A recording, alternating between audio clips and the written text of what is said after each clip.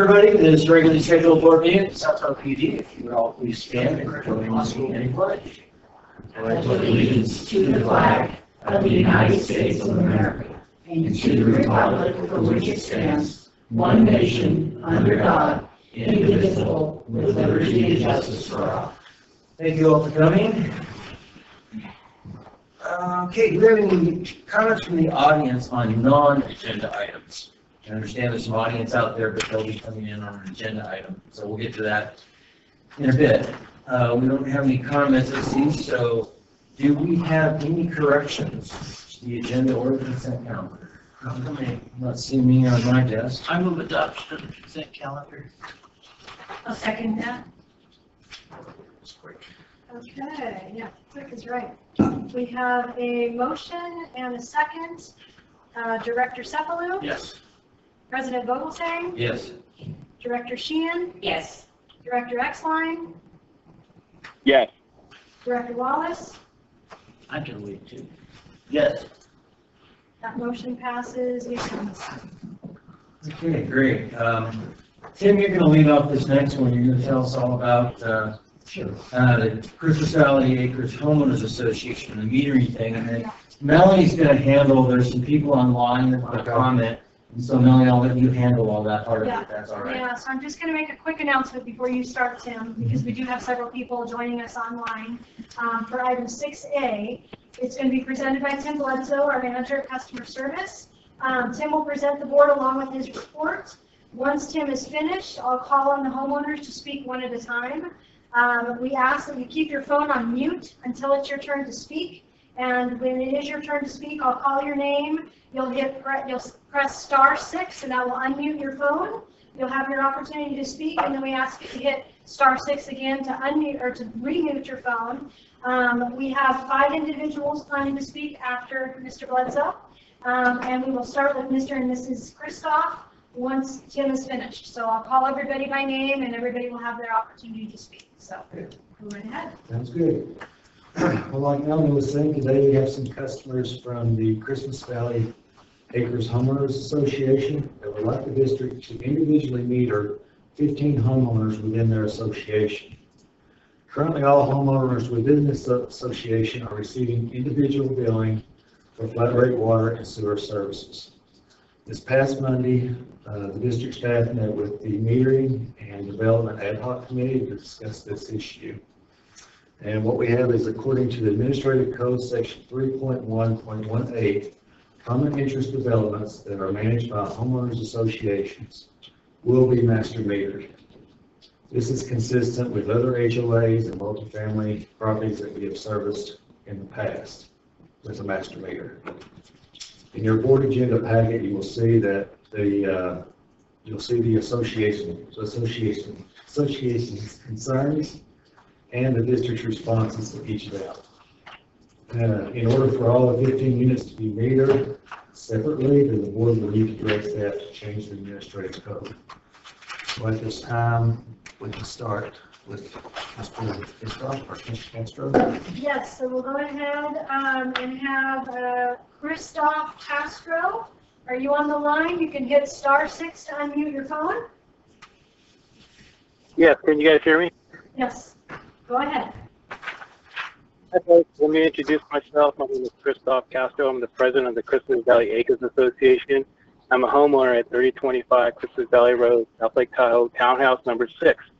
I have requested to appear before the STPUD Board of Directors due to the concerns of the current 2020 water meter installation project and how this is being applied and impacts 15 property owners.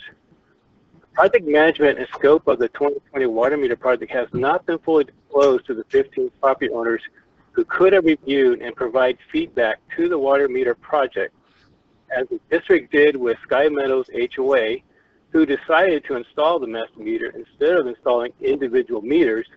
Now they have a water leak on their property they cannot locate, paying for wasted water and possible district fines in the future.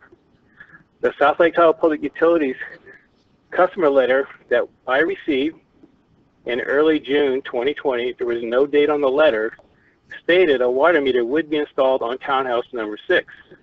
For each property owner who received the letter, made the exact same conclusion. There was no mention of a master water meter installation. The district's website water meter program for 2020 has URL links to documentation for addresses and site map. All 15 townhomes are on that list for a water meter. Again, no mention of a master water meter, another missed opportunity to provide clear and concise information to the consumer. Our buildings are townhouse construction, which can be easily metered. Each townhouse has their own separate water line and shutoff valves that are in front of each townhouse, the same as a single-family home.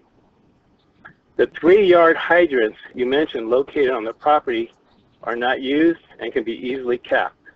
We do not water the landscape as it is a natural forest. The water meter benefits will be negated if only one master water meter is installed, which goes against the broad issue of state-mandated water conservation that is hinged on individual water meters. As the individual consumers and 15 customers, we would lose these benefits. We would lose reduction of water loss, saving money, access to our individual water usage information, and water alerts. Had the district contacted us at an earlier date, we could have worked with the district on planning for individual water meters. We never envisioned to be on one water meter since none of the standard utilities are managed this way. The district has been billing the homeowners separately since 1976, and that needs to continue to do so. If we cannot get a water meter to each townhouse as the program intended, I will file a complaint with the California Public Utilities Consumer Affairs Branch and seek attorney counsel. The master water meter installation must be halted, and planning for individual water meters needs to start. If that cannot be done, and this property proves to be a challenge for the district to meter each townhouse, then we need to be granted the exception and stay on a non-meter rate until such time both the district and the homeowners can properly plan for individual water meters. Thank you. Okay, next we have Christy Castro. There? Can you hear me? Yes, we can hear you. Go ahead. Good afternoon. My name is Christy Castro. I am the homeowner of 3025 Christmas Valley Road, townhouse number 6, and also the HOA's elected treasurer. I am challenging the district's definition of owner pertaining to its administration code 1.1.97. Owner is the legal owner of record of real property except in the common interest development, in which case the homeowners association, if one exists, shall be treated as the owner. Our said corporation was filed with the California State Secretary of State August 20th, 1975, and whereas the members of the association are the separate owners of the following described real property interests located in the city of South Lake Tahoe, Dorado County, State of California, units 1 through 15, for the subdivision map recorded in Book S, pages 52 through 52B, inclusive of maps in the office of El Dorado County Recorder. There is no confusion by the association or its members, which again consists of 15 property owners. The pipes run to each townhome like a single-family home. We know where each of our connections are, and it's where the district should install 15 individual meters. With some of the $4 million grant money and the low-interest loans we received from the overall project, with each property owner will be paying for with its meter-based water rates and fees. So we are not getting these meters for free. The fact is, with the district's 1 meter installation plan, it will continue to cost the property owners over $1,000 more each year going forward from 2020 in base metered water rates. As to the district's response that they do not have rights to our property, refer to your own district administration code 3.2.6. Right of entry by the district. The district shall have the right of ingress and egress across any property that receives water from the district at any reasonable time for any purpose reasonably related to the installation, maintenance, repair, replacement of water lines, water meters, and the reading of water meters. So I'm asking the district to individually meter each of the 15 townhomes to avoid causing a financial and unreasonable burden on the property owners and for the overall efforts of the state of California and its residents to conserve our water. Thank you for your time. Okay, thank you. Next we have Scott Bangham. Are you there, Scott?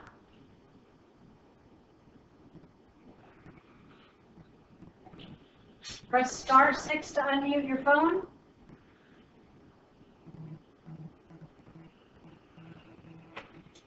Okay. Yes. Is this a Scott Bangham? Okay, great. Go right ahead.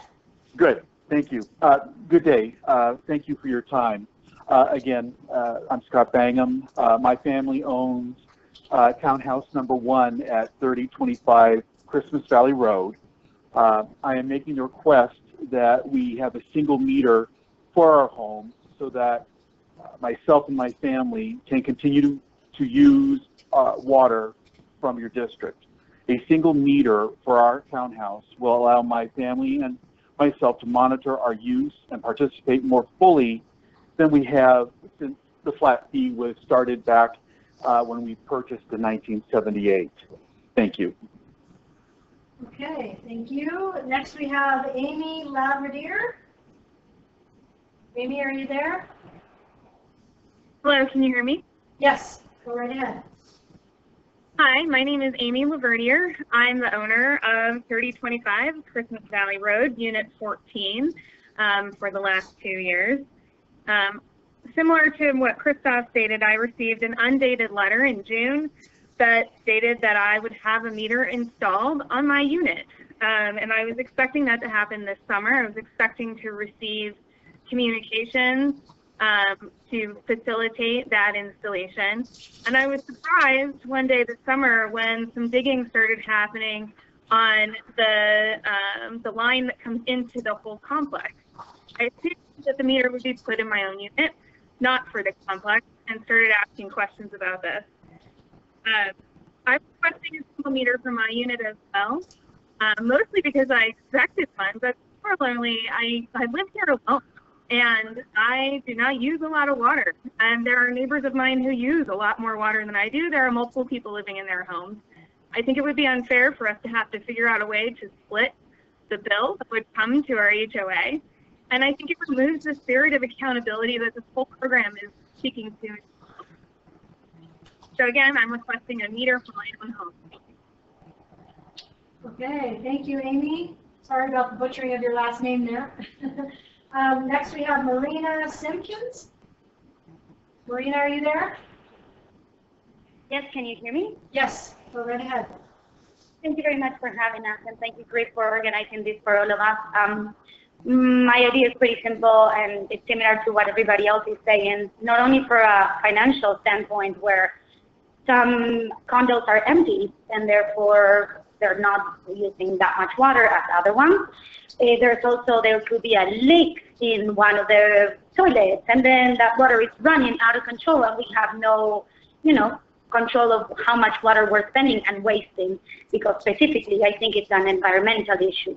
We're coming to an era where water is going to be a little bit more of a privilege than it was years ago, and I think we should be very conscious of the amount of water that we're using, spending, or wasting. And I think just the individual thing is just something that 2020 it should happen like out of, I'm sorry, I get nervous, out of normal, like we should be able to control a lot more of the water spending, being in a community that cares a lot about their water and puts a lot of effort in maintaining our water supply clean. I think it's up to the day, up to the time for us to be in control of how much water every individual and every person in the condo is or wastes.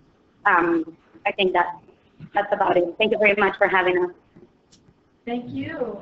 And lastly, we potentially have a homeowner from unit number 13. Do we have anyone there? If we do, hit *6 to unmute your phone.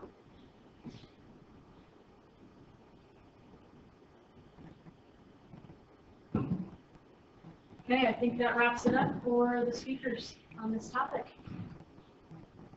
Okay, thank you. Thank you for calling in. I heard a very persuasive argument. Tim, did I see you jot notes down on some of those calls? No. No? I specifically wanted to ask you about the letter that they seem to think contradicts what actually took place. Can you fill me in on that? Yes.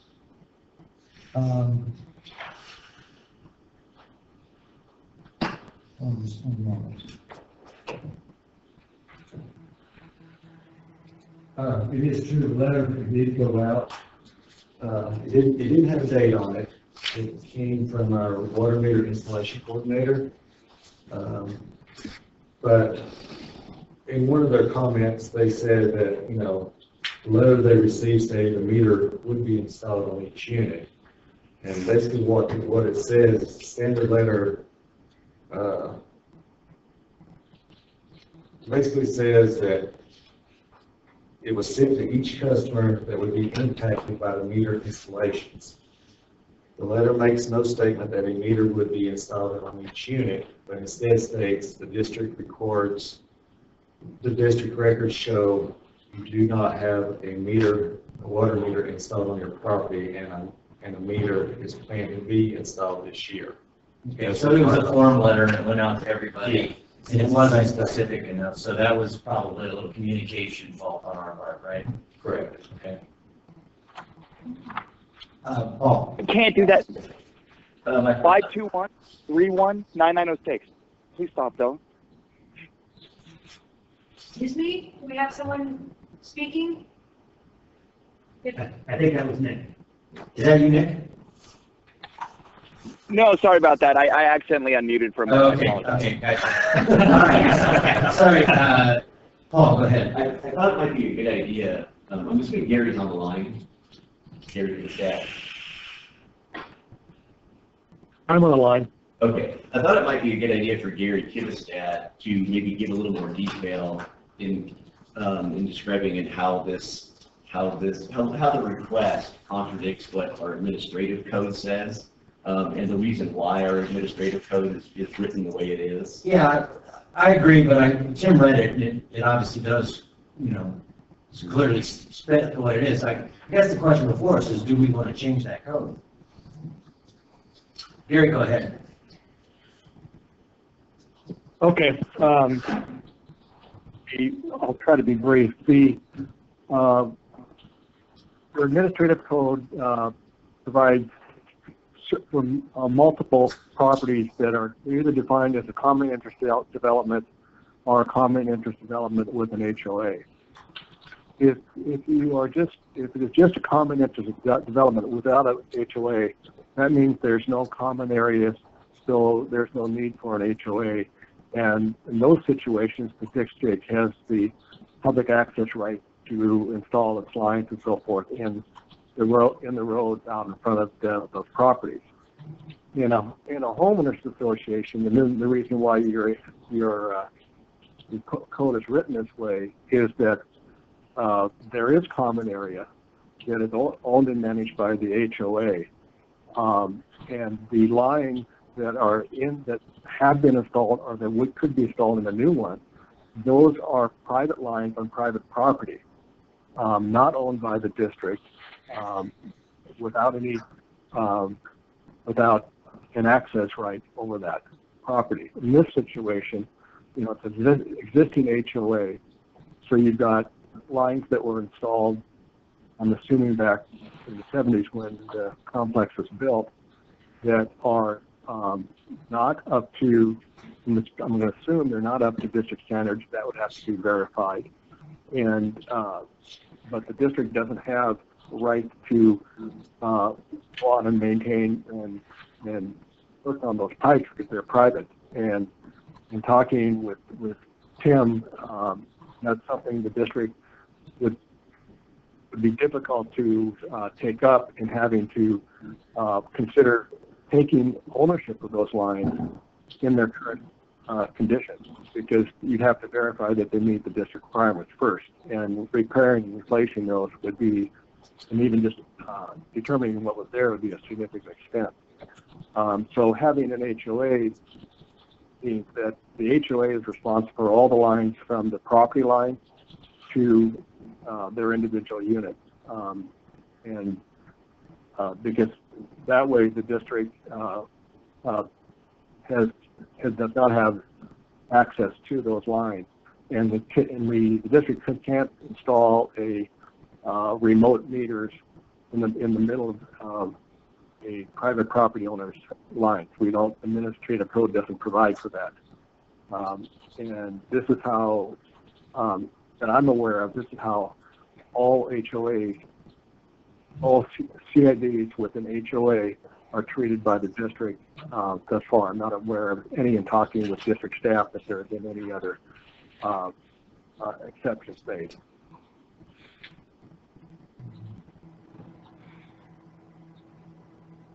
Okay, and Gary, just so I want to be clear, this is Chris talking.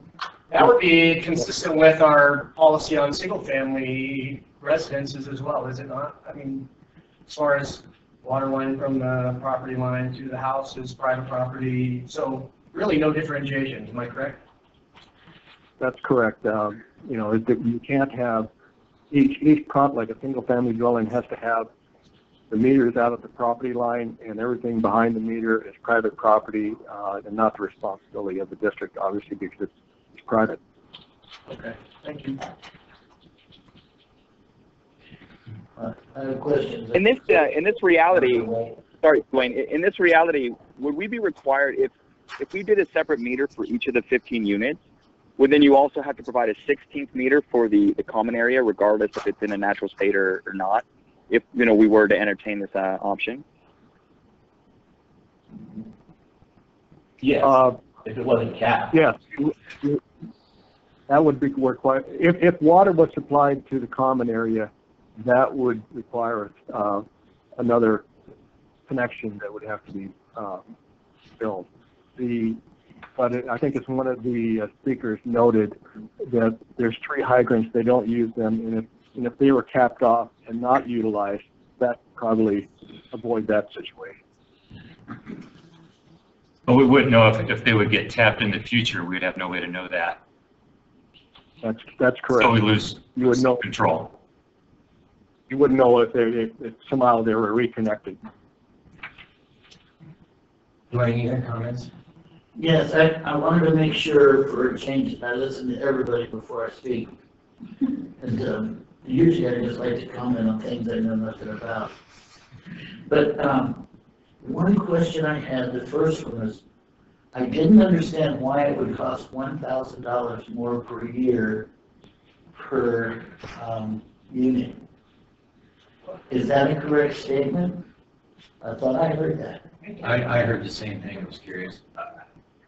I don't know that. The way I heard it was 1,000 more per year. It didn't say per customer per year. I'm assuming it's a comparison of, what is it now, 4-inch meter feeds that, a 4-inch line? I don't know, what is it? It's a, Maybe I just didn't know that. Hello? Yes, go ahead. Hi.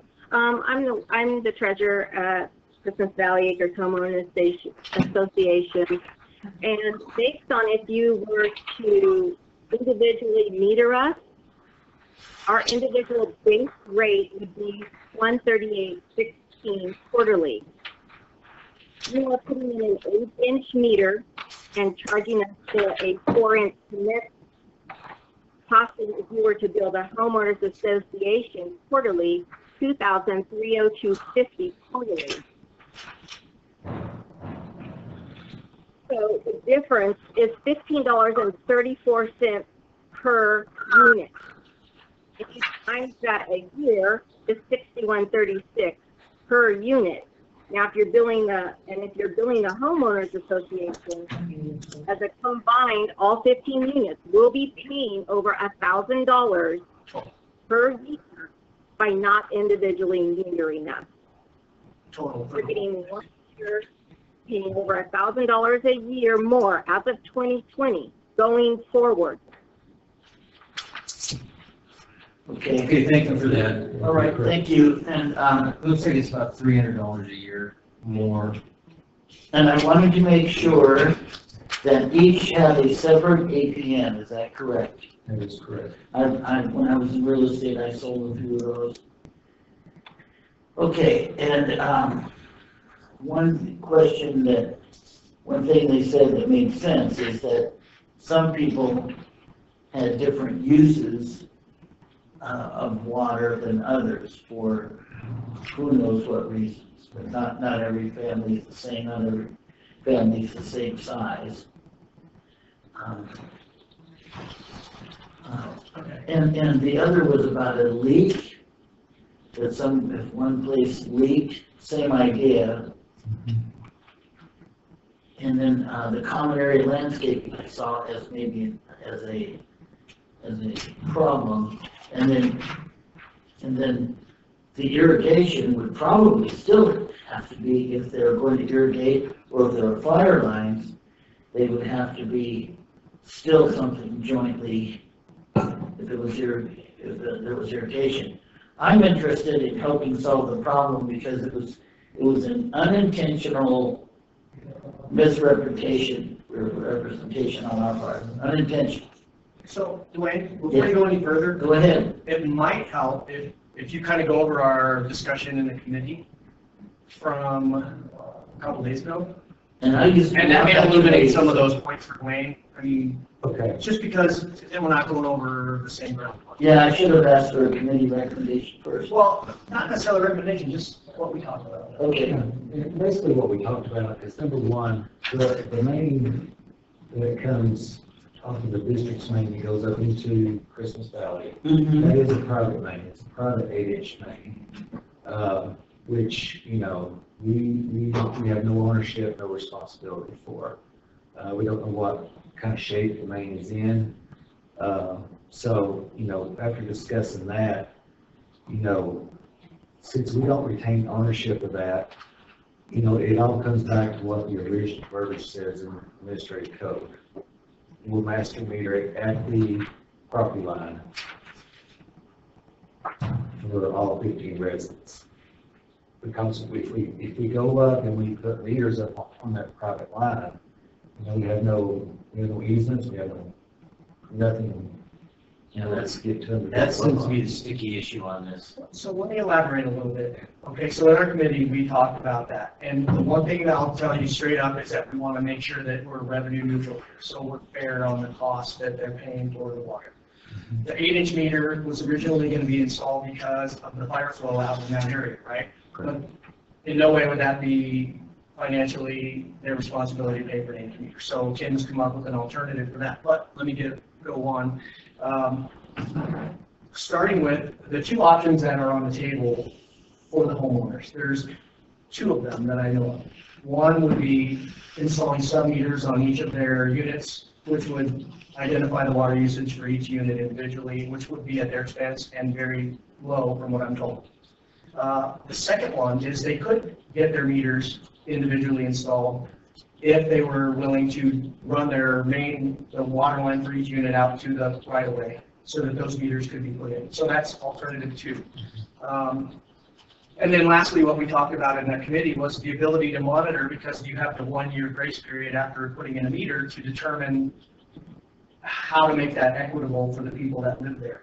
And lastly, because there's no irrigation currently, the usage should be confined to the water consumed inside the units themselves rather than irrigation, which in my opinion is the largest unknown factor of any water meter installation. So anyway, that kind of highlights what we talked about in the meeting, okay? So you guys know where we were going. I'm not saying one way or the other what we should do, I'm just saying that's what we talked about. All right. And I've always tried to think of a win-win when there's misunderstandings or situations that our administrative code has not taken into consideration. And as you know, I've come in against a couple things lately where it's just, what? That doesn't work, our code doesn't work. One way to, and I remember being on that committee, and one reason I was on it originally is there was a large project and a lot of units that had a big, you know, we were trying to decide whether to meter or not meter. because the state's asking us to meter. One way to do it would be to change our administrative code and put a limit on the number of units, like in situations with 15 units or less, individual meters may be requested as long as the meters are put at the property. Period. And we can do it that way. Something that gives a compromise to this. My guess is the cost of them digging a line out to the property line would be really expensive. Most likely. You know, I think you're talking. How many feet you talking about? You would probably know better, but I'd say like $5,000 at least. I'm just not familiar with the property. I'm not either. I should have driven out. I was going to. Oh, it's 500, 800 feet. Going down to Christmas Valley on the other end. Oh, those, yeah, okay, so it's quite a ways. Yeah. Yeah. I don't know if the property owners, if the unit owners have considered that. We probably couldn't allow our code to change to where we were digging that line all the way out to the road. And so that would probably cost so much out of pocket that it would make what they're requesting not so favorable for them. Jim, do you know if anyone at the HOA has explored the sub-meter idea privately within our? Not to my knowledge. And that, I would guess, would be the most economical way to do this. The sub-meters? The sub-meters, yeah. Yeah, that's kind of what we've built. And I would think that that would also get the equity among themselves on who's wasting water, who's using water, situation solved too. Well, and also we'd be able to identify any leaks with a master meter just because we would see water being used if there was no water. Yeah, the leak issue with our current real-time reading of usage, we would catch the leak. So how would the sub-meters be installed? That I don't know. The sub-metering, if you think about our meters that are outside in the big pit, et cetera, right? Pretty expensive piece of equipment on an individual homeowner basis. With sub-metering on, in this kind of residential development, they could actually put meters inside the houses. Yeah, they could probably put it under the They crawl could put it space. under the crawl space, they could put it in their connection, so you don't have to dig, you don't have this big investment. That is an option for this kind of development. It's not an option for us as an agency. Okay. And those would be much less expensive. We think it'd be about $1,000 per unit. Those have a garage on the base floor, and I think they can make a connection perhaps inside the garage and just install a meter perhaps in the garage space. So we did a little checking earlier this week, Trevor Coolidge, and talked to some plumbers and some suppliers. We thought it'd be up to about $1,000 per install. Yeah, because to me, the thing, we could change our ordinance like doing, say, 15 or less, but then you've got that thing that's got to come out of the property line. Yeah. And that seems like a deal breaker. Yeah, it does to me too. I would imagine if you're talking how many feet, 800? Well, it depends. It kind of goes up the hill, right? So farther units are probably farther away. 800, the full length, so it'd be 150,000 plus to put a water line Well, in. and here's the thing to remember, we don't do it on single family homes either. I mean, the way we've been putting these meters in for the last 5 or 7 years is at the property line. The homeowner brings the line out. And anything past that is private property. So I mean, it's not like we're breaking from what we've been doing. But we want to come up with something fair and equitable. I mean, just in fairness, I really like their argument about water meters. I think it encourages responsible water use. When you're paying for something, you use it more wisely. And with the water conservation efforts we're doing, I just don't see that there's a way for us to do it, even with changing our ordinances, that makes sense. Well, they wouldn't want to pay, what you were talking, $150,000 to Put a water line up there. put a water line in, so that makes that just a non-starter. And so now we're looking at the sub-meters, which seems to make sense to me. That seems to make the most sense Any for of you guys have any install. reasons why that would not work? Well, good, we would have no control over that. That would be entirely their. I'm just wondering if it makes sense physically and. I mean, I think as I understand the questions here, one of the goals is to have accountability for your water use, right? We all agree to that. Correct. With that approach. And that the most cost-effective way for this community to achieve that, in my mind, would be sub-metering in the properties.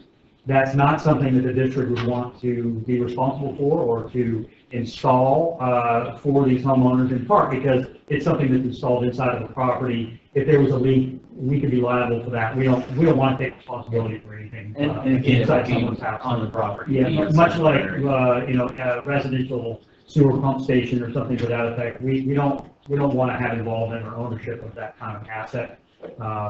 The other thing, if I can add real quick to something that Chris, you raised in the committee meeting, which I thought was a really interesting approach, particularly as I understand the issues here, the other question being this issue of the $1,000 a year and how that's approached. Chris, I think your recommendation was and the realization that the customer has and these homeowners have a year to look at their bill before they get billed.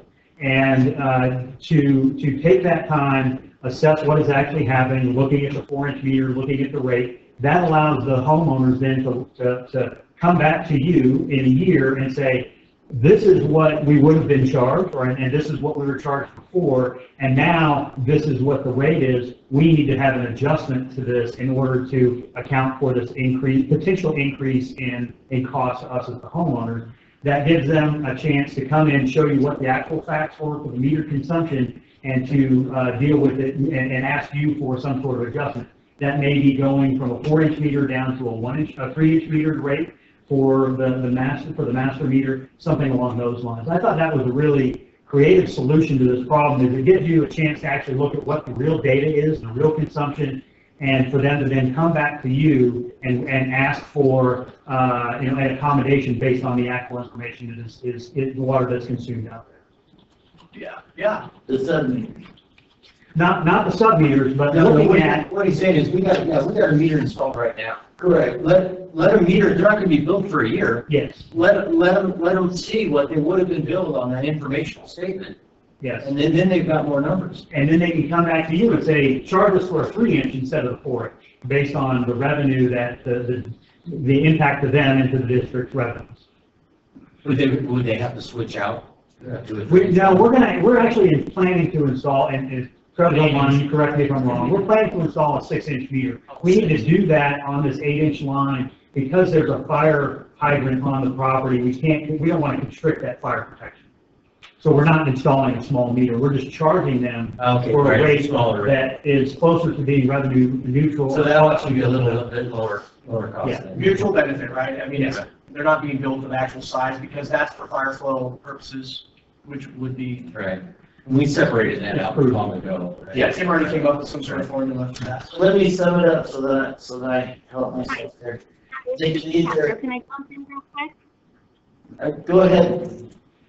Hi, yeah, you're giving us an 8-inch meter, not a 6-inch meter. You're installing an 8-inch meter and charging us for 4, which is still going to cost us that $1,000 a year going forward, every single year. If you charge us for a 3, that would make us happier. It would be sufficient. We don't have to wait a whole year to see our billing. We know what your base meter rates are right now. They're on your website. So a 3-inch meter would be better for us to be billed a 3-inch meter than a 4-inch meter being overcharged yearly. If there is no way you're going to be able to accommodate us with individual meters at this point, then charge us for a 3-inch meter. And we have called Sierra Nevada. It's the same people you get meters from, talking about the sub-meters. They never called me back.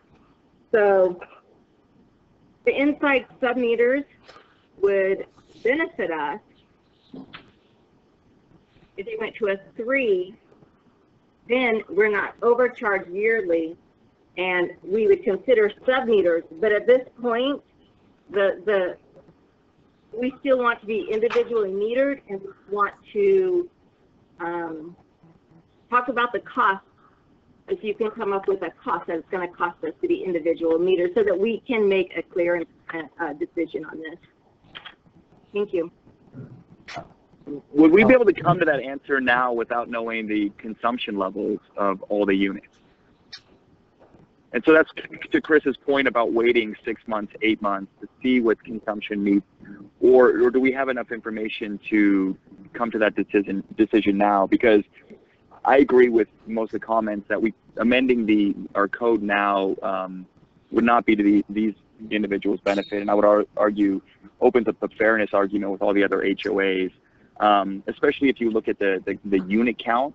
The way subdivision processes work in the basin, I think to maximize investment, the easiest way to do that is to get 2, 3, 4 unit developments with an HOA. So I think we'd really be opening ourselves up into the future, so I'm not supportive of that.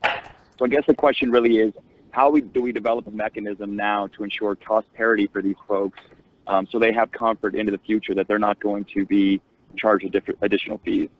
Well, it appears to me that if I were them, I'd do what this lady, and I'm sorry, I didn't catch your name.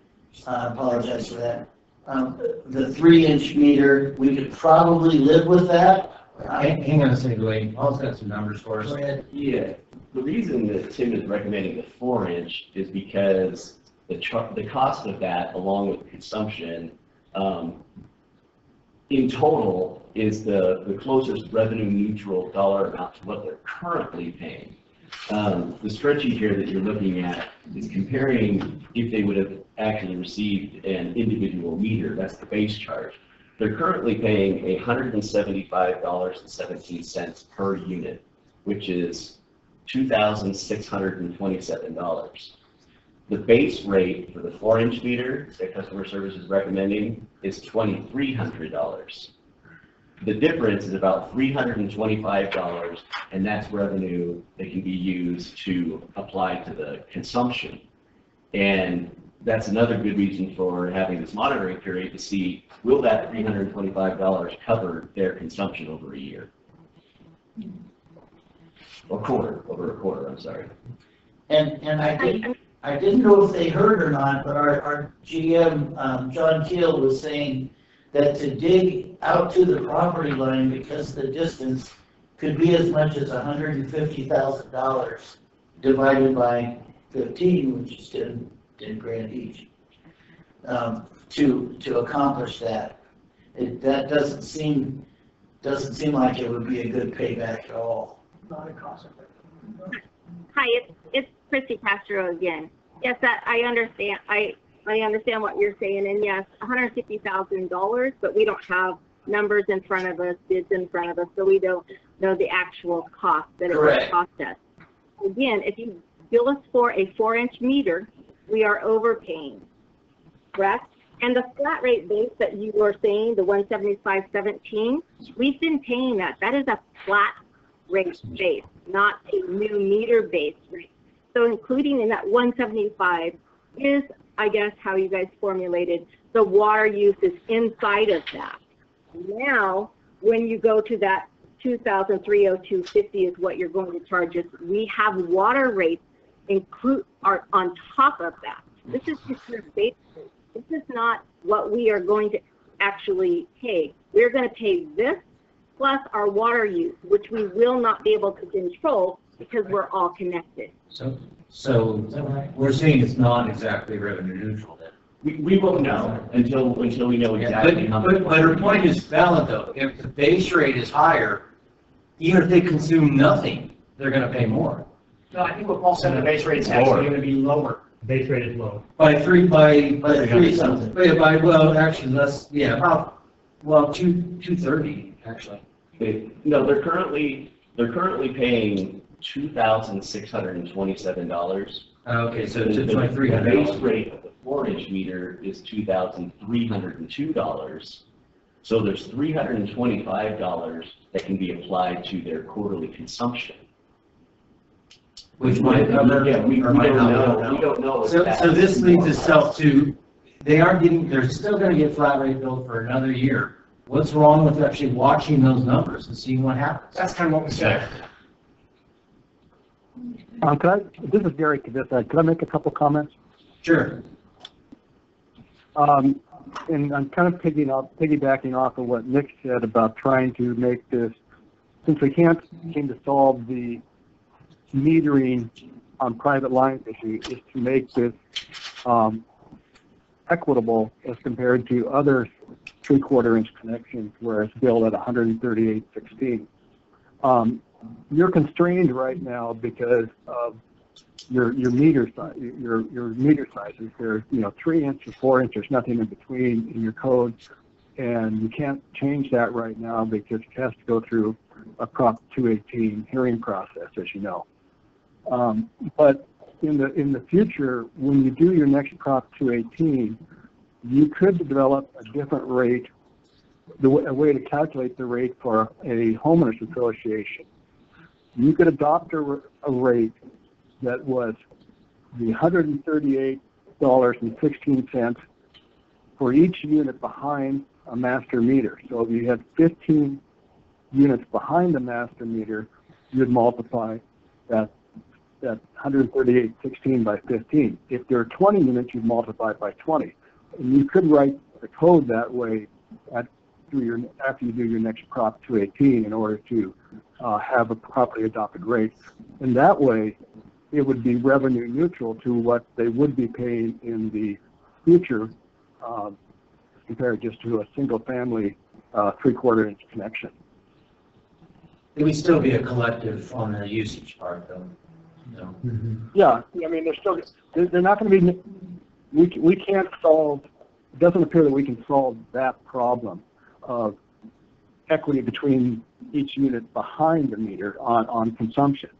But I think a reasonable approach has been suggested and was discussed at the committee was they can certainly sub-meter at not that big of a cost. But at least I think this would solve a good part of the problem as far as not being charged different than other single-family connections. So make a note, we'll look into this on our next 218. Don't look at me. But it can be either a 3 or 4 inch and still fall within our ordinance. Yes, currently. And what she's requesting is we start out with a 3 instead of a 4.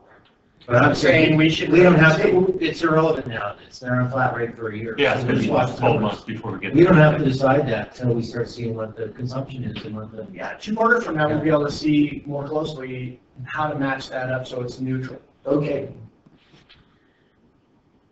I mean, I don't want them to pay more than they have to pay. But I also would like to see how it comes out, because what do we, our original analysis on the consumption was about 25 CCF per home on a yearly basis, on a quarterly basis. Was that what we came up with? It was around there. Yeah. If you take out irrigation, What's our baseline for the lowest rate? it's 45. 45, it's quite a bit higher.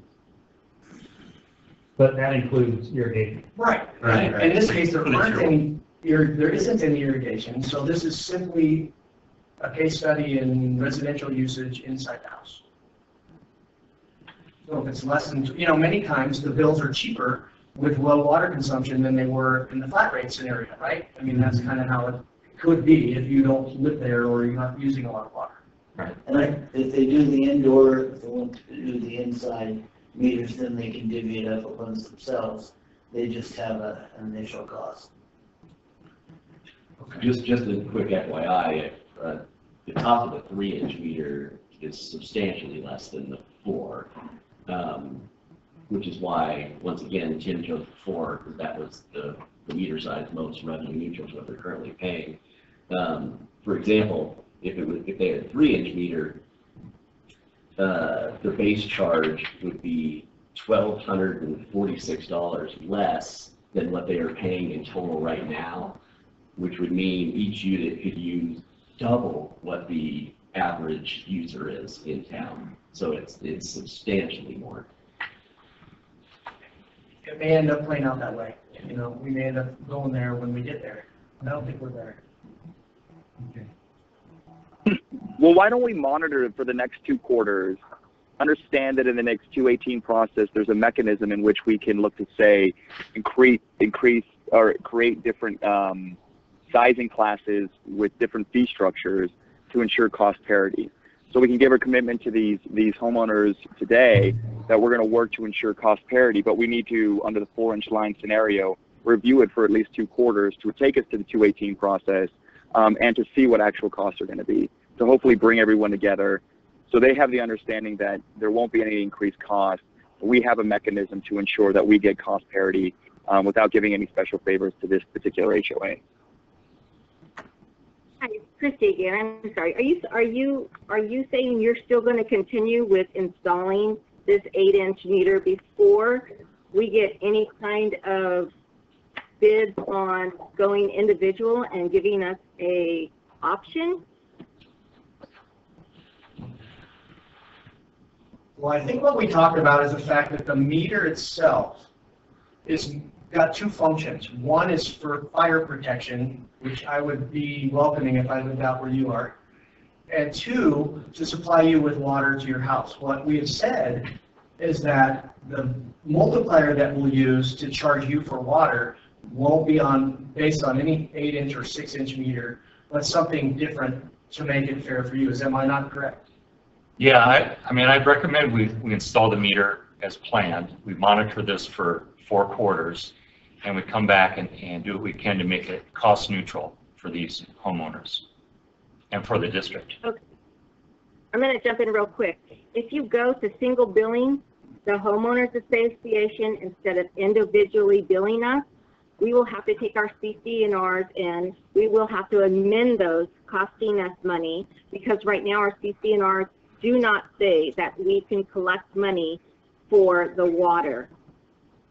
Okay, because all the utilities are separate from the association, have been based on your base rate, and you changing that system for us and calling and saying that we are not actually the owners, as I was saying in your 1.197, that you are going to bill the association when we are separate owners inside that association by our deeds. So for you doing that, it will cost us money on top of everything else. So either way, if you don't meter us separately, it's costing us money. Changing our ordinance isn't free either. And I don't. Go ahead. I'm sorry. Well, I was going to ask, have we granted any exceptions to any other HOA? No, we have not. That was a no. And so how many HOAs are we approximately dealing with? Just a ballpark approximation. Do you know how many's in the district, Ken? No, I don't have. I know that we're working on probably 6, 7 on this year. I don't know the total overall on the district. And I know the ones that we have done, they all have been master. And I guess where I'm going is, it's challenging to create an exemption just because I empathize with the costs associated with updating the CC&Rs. But it was a responsibility bared by all HOAs. And so whereas I hate imposing any cost on anyone, just as a function of fairness to everyone else that's gone through the process, we have to maintain that fairness. Otherwise, we open ourselves up to greater cost and greater scrutiny as to kind of picking and choosing who we apply things to and who we do not. And so I think that the real answer is get to a point of cost parity to ensure that the bill that STPUD provides is essentially the same as it today as it will be next year. And that be kind of the district's role through this process to ensure that however the billing's broken up internally within their system, that we can ensure that cost is not going to increase as a result of this process. And I don't think beyond that we can do anything to help alleviate the situation. And I wanted to make sure that the number is stuck in my head that John gave us, that it could cost as much as $150,000 to accomplish what they're asking us to do. I didn't know it was going to be that much. I didn't realize the property line was so far away. It's you know, from what I know, it's just doing a lateral in your average 50 by 100 foot lot with a home. If somebody digs out to the street, it's like 10 grand. And that's just, you know, 20 feet, 30 feet sometimes. And so it just seems if it's 500 feet, it's just an impossible thing. It's a major construction project. So that doesn't make sense. My question is, I want to make sure how they pay their bill now. There's one water bill that comes in. Per unit. No, per unit. You're in 15 bills. They get 15. And who bills them? We do? We do. Okay.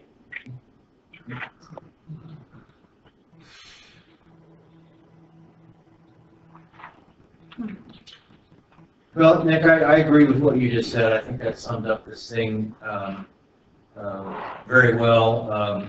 The item for the action item on this is the direct staff. And I think this conversation has directed staff to do exactly what Nick said. We're going to monitor that for a year. They're still going to be charged the base rate the same way we always charge for this year. And we're just going to see how this pans out. Yeah, and we'll continue to bill them individually for the next year. Yeah, and we'll just, the staff will every quarter, we'll take a look at the overall cost and then look to see what the best option is to remain revenue neutral. Hi folks, this is Christoph. So the only other thing I need to input here is, because it seems like we still don't have an agreement, is that at this point we shouldn't even install any meters, and we should be given an exemption to stay on the flat meter rate until we can come to a point in the district and the homeowners so we can properly plan for individual meters. We have a year for that. Yeah. We have no way of evaluating this thing unless we have a meter. And I just don't see us getting 15 individual meters given to the cost of bringing individual laterals to the property line. It's just not practical. And I think it should be noted that the district is very empathetic to the desire to be exempt from this metering process. I mean, we as a district, we fought hard to see if we could be exempted as a result of our unique situation, and we, in fact, were not able to achieve that. So we're very empathetic to that. Yeah. And so, but the same rationale for why we couldn't get the exemption to some degree exists here, because we're under mandates from the state, and so we need to demonstrate our compliance, and we also need to demonstrate fairness to everyone else that has gone through this process. I mean, I do understand demonstrating compliance, but again, you basically have a cookie cutter process, and you're trying to apply it to each HOA, and you simply can't do that because each HOA is a little bit different. And even our property is a little bit different. So what I'm saying is, if we were in discussions a year prior, we wouldn't be here right now. So if we had a better way to plan this, that's what I'm saying, is that nothing gets done until we can come up with a better solution. That is my recommendation. So I just wanted to explain his idea out a little bit, just to make sure everybody understands it. He would like more time so that they get bids on what it would take to bring 15 water line connections down to the property line. Is that a request? Not to bring 15 water lines down to the connection. The solution needs to be a water meter at the unit, at the townhome. It doesn't make any sense to dig up the road for 15 lines. That's not going to happen at all. That's not going to happen. We can't put our stuff on your property. We don't do it on any of our customers.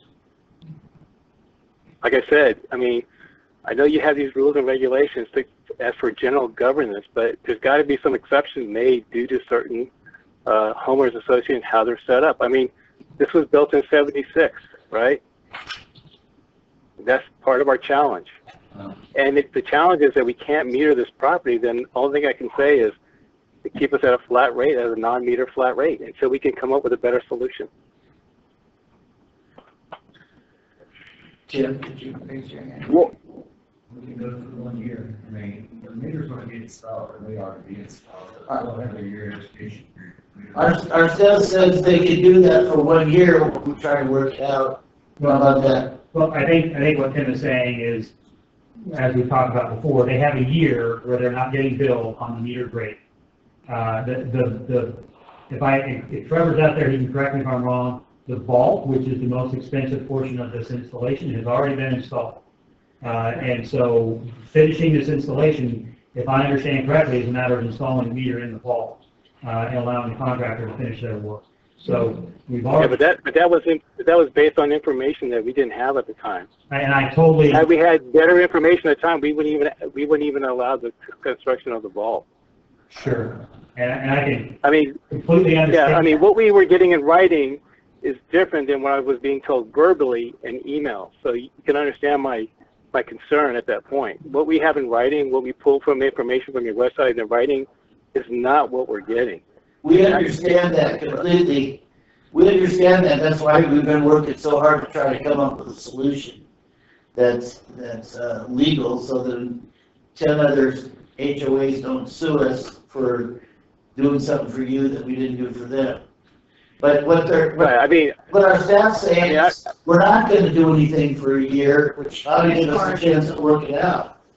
As far as the metering. As far as the metering is concerned. I mean, staff's proposal, I guess, would be, understanding the direction we're receiving from you, is to finish the meter installation. Absolutely. And then go on to a monitoring program for the coming year and look at the equity of the billing rate with this HOA. Is that correct? Yes. That's our understanding?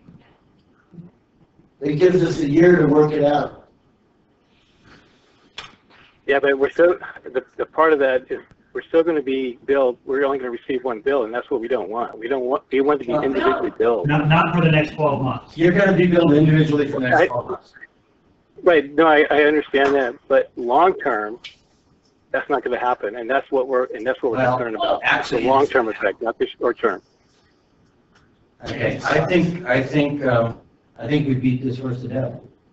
So thank you all for participating, and we'll just keep our eye on it. Randy, so what I'm hearing is that we can give Trevor direction to go ahead and install the 8-inch meter because we already have it. Yep. Okay, thank you.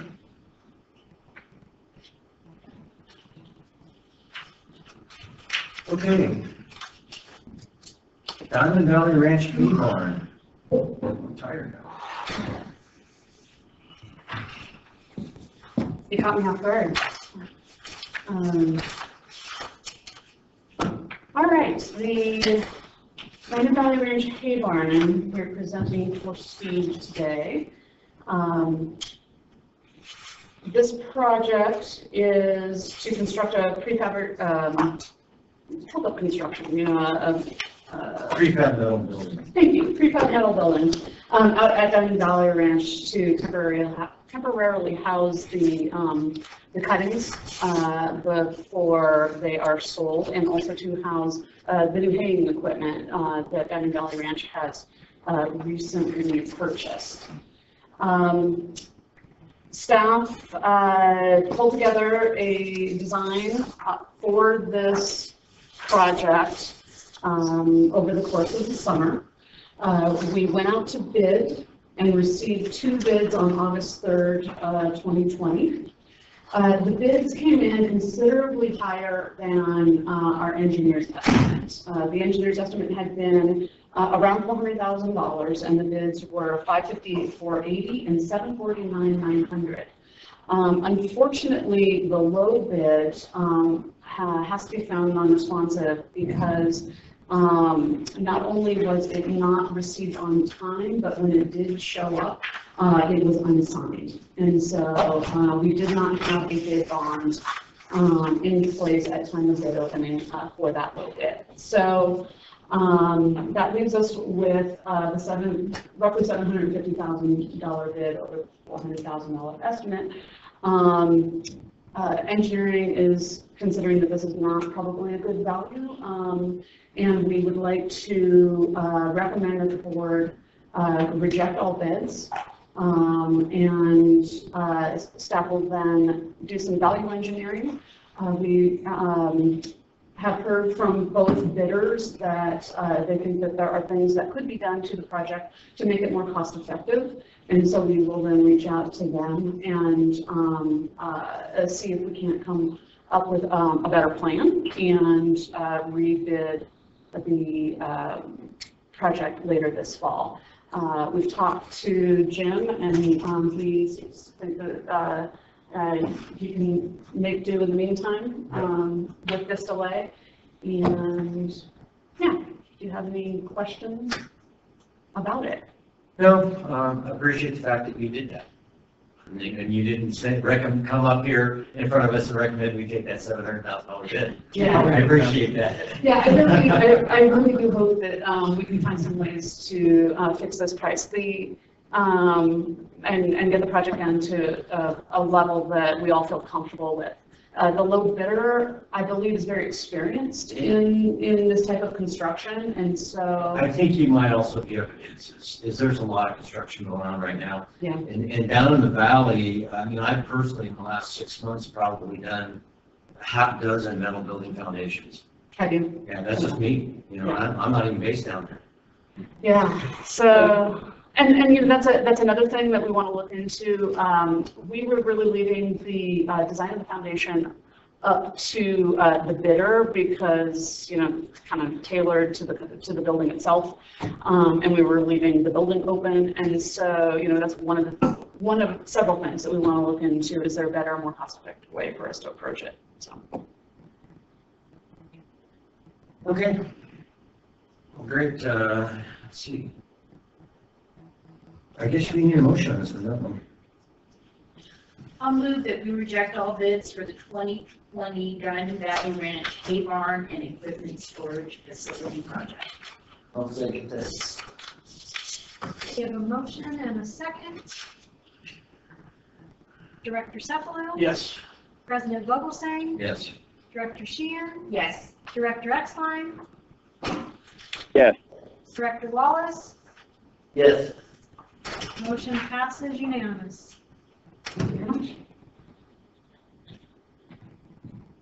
Okay, Mr. Hughes, you've got a couple of items lined up. Yeah, thank you.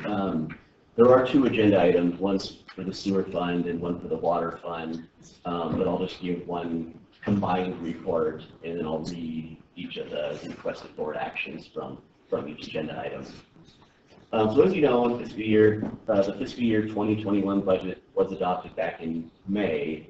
And at that time, we reported that we were going to bring forward an amended budget in the near future to incorporate cuts and postponements to help offset some of the actual and potential revenue reductions due to COVID customer assistance, including suspension of late penalties, no rate increases, and potential rate rebates or credits. We requested all departments go through their respective budgets to identify expenditures that could be delayed that wouldn't create any sort of substantial risk to the district. Examples are travel and training, professional services, office supplies, copier replacements, vehicle replacements, and other types of equipment replacement. Each department did absolutely step up and provided reductions without any complaints. Your agenda packets include all the detailed listings of all of the L&M and capital reductions by actual general ledger account. So in total, the sewer fund operations and maintenance budget is being reduced by $881,250, or 11.6%, and the capital budget $3,746,500, or 32.8%. For the water fund, the operations and maintenance budget is being reduced by $215,025, or 4.4%, and the capital budget $421,000, or 5.6%. So, in total district-wide, the operations and maintenance reduction is $1,096,275, and the capital reduction is $4,167,000, or $167,500. And I'll be happy to answer any questions if there are any.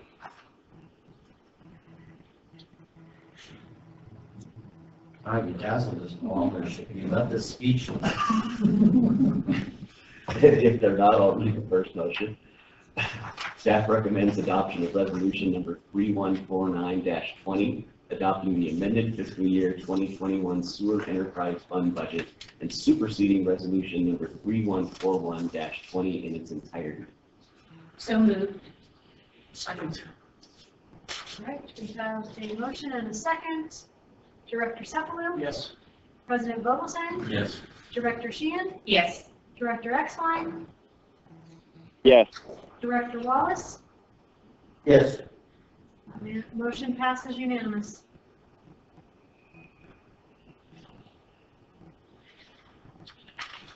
Okay, now I'll just read the motion for agenda item 6D.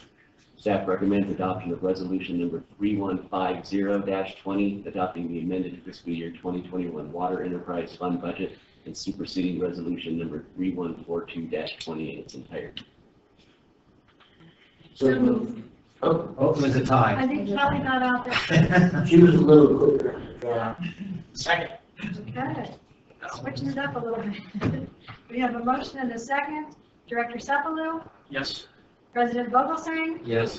Director Sheehan, Yes. Director Exline, Yes. Director Wallace, Yes. motion passes unanimous. Okay, it's you, John. Okay. I'll move on to the COVID-19 Customer Assistance Program.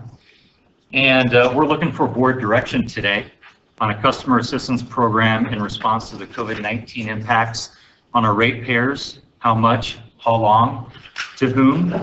And we do have a straw dog, if you will, today, an introductory proposal to fuel the discussion and get us started. But before we get into that, and I have you have a couple spreadsheets, and we'll take a look at that in just a minute, and we'll bring it up on the big screen. Just to recap a bit, our COVID-19 response up to this point has included the board waived rate increases. We were looking at a 6% water and a 5% sewer rate increase for this year 2 of the Prop 218, so those went to 0. And then the board waived late fees twice, first in March and again in June. The last quarterly bills went out in July, and they will be due at the end of September. So just something to keep an eye on the calendar. And then in August, we typically send those long overdue bills to the county tax roll as part of a property lien process, and the board waived this process this year. So finally, for today, we've been talking about assistance programs for a number of months, and at our last meeting, we received your direction to bring an action item forward today, and so here we are. So let's roll out something now to get us going. Shelley, will you bring up that first spreadsheet, please? And Yeah, I'm looking at Chris to bring. oh, okay. There we go. Perfect timing. Okay, so you have it. It's on your screen, the board screen, and you have it in hard copy if you'd like. So, you know, maybe we just call this a Locals 50 proposal at this point. A lot of numbers on the spreadsheet, and I'll point out the key ones, so don't get kind of bogged down in any particular number just yet. We're looking at all the different customer classes in these different categories on that spreadsheet and the various costs of assistance as a percentage of total water and/or sewer bills. So maybe for illustration, let's take a look at the category, the bottom right box. So just for taking a look at all customers. And as an example, if we provide 25% rate relief for all water and sewer customers, that would cost $1.7 million for 1 quarter. And if we go with a 50% credit for all sewer customers, that would cost $1.9 million for 1 quarter. So it can get expensive in a hurry. So let's talk about maybe some focus on this program.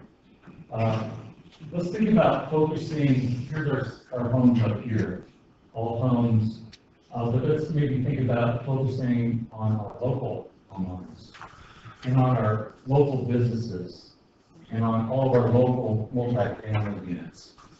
So if we do this focus, we're leaving out our government entities, we're leaving out those non-local homes.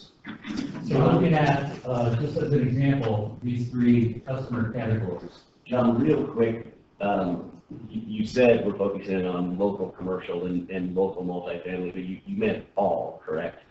Yeah, we'll talk about, and we'll talk about what local means. So I'll go over that in just a minute.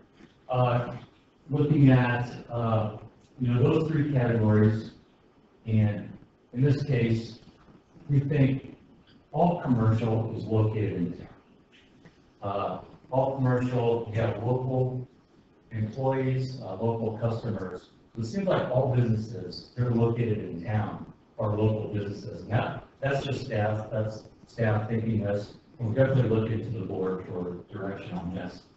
And in a similar manner, local versus, non-local multifamily. This is just based on who the owner is or where that bill is going. So obviously all, whether it's built locally or built out of town, all those are located in town, and all the tenants are located in town. All the employees that work there are our customers are in town.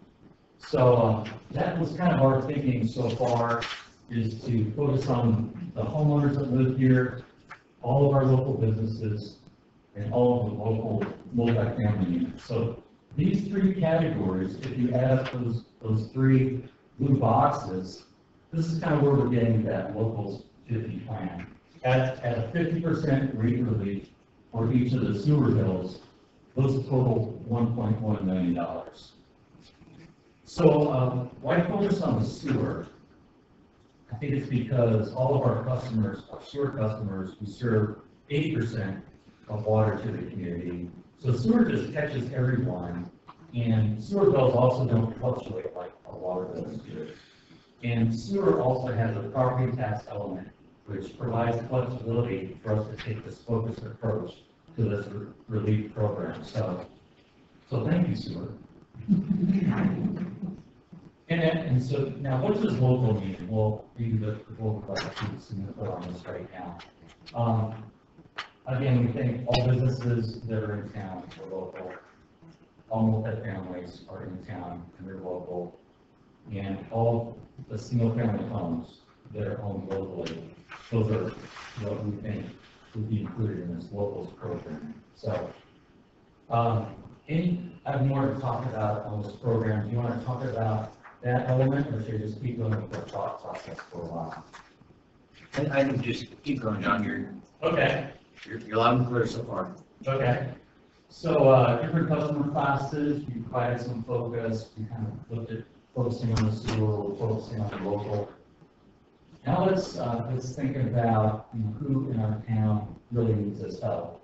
So if we would just send a credit out to all these customers, taking half of their quarterly water bill, that's going to be $1.1 million. But we think many of these, within these categories out here, really do not need or even want assistance.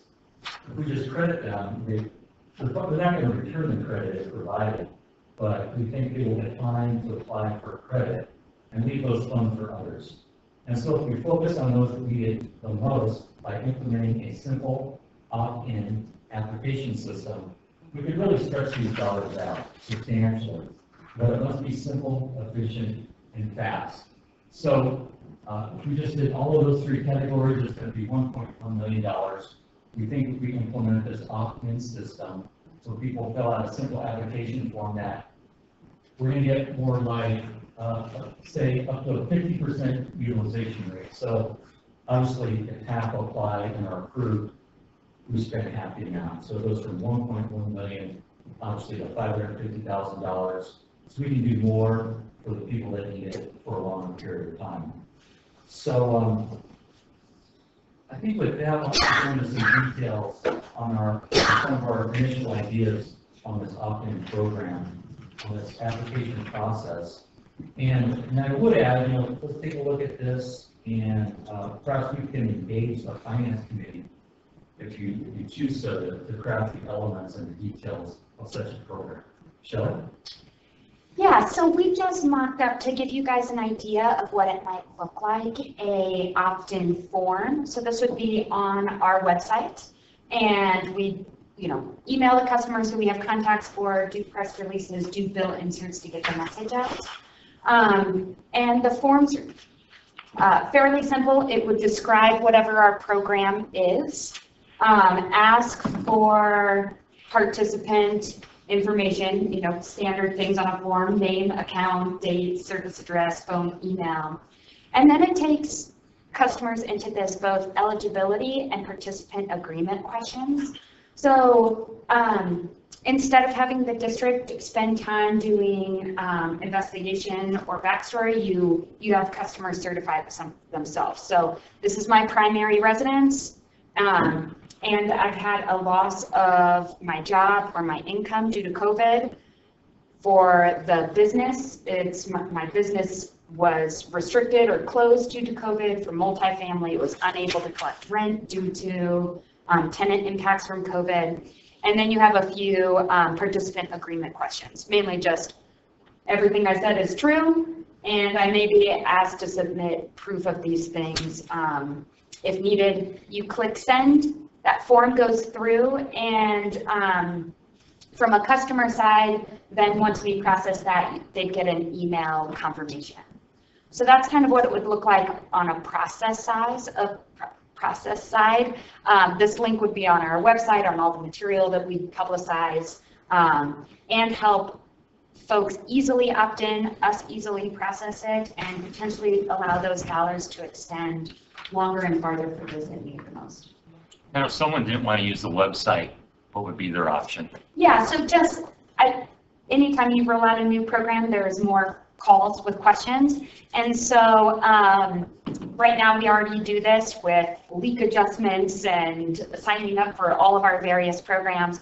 We try to encourage folks that have the capability to go to our website, because then they can see that there's all these other resources to utilize. And if they don't have the capabilities, we can easily fill out the form for them over the phone. There's only a few entry fields. Would VHRs be included as single family homes? Vacation, if it's a residential home that is used as a VHR, they're billed as a single family dwelling. And so right now for single family dwelling, what we're asking them is, is this your primary residence, and was there a loss of income? And this is just our first cut, so it's just to show you how simple the process would be. Go to the website, check some boxes, and It's because the people have VHRs lost income too. Well, that's what the second box would be, loss of income. Lost income due to COVID-19. On the other hand, what I tell you, I'm so proud of our staff for coming up with something. Maybe just because I run the chamber, I get so many calls. Daily, sometimes hourly. And variety of situations. The PPP loans, those did not necessarily hit all that they were trying to hit, because the world is so complicated. So many different types of businesses, so many different types of employee situations and things.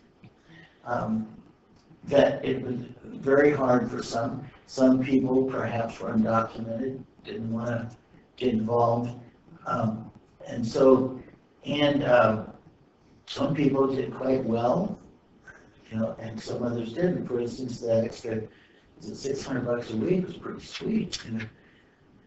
My niece came up to work here, and she's working 70 hours a week because they can't find anybody else to work. So I did it, and I'm very proud of you for doing it. I want to, as gently as I can, say that I think we actually are asking too many questions even. We have a rate relief program, and I wouldn't use the word credit because it sounds like they're trying to borrow.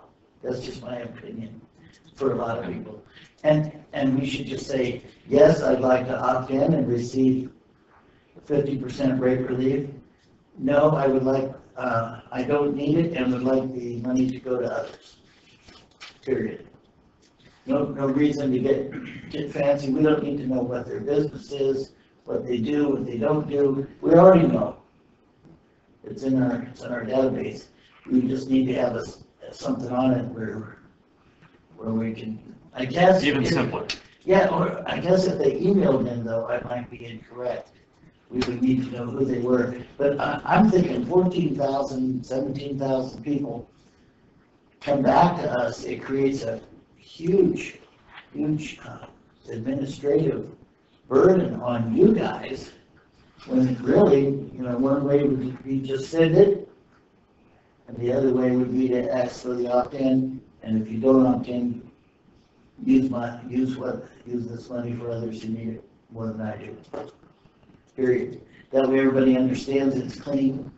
And, but that's my only comment. Otherwise, I'm very happy because I was reading today that Walmart, which is about 10% of the retail in the nation, 7 to 10%. Mind you, McDonald's only gets 3% of all the restaurant business in the world, and Walmart gets about 10%. It's huge. They did really well because of the extra monies, but they see a huge tsunami coming.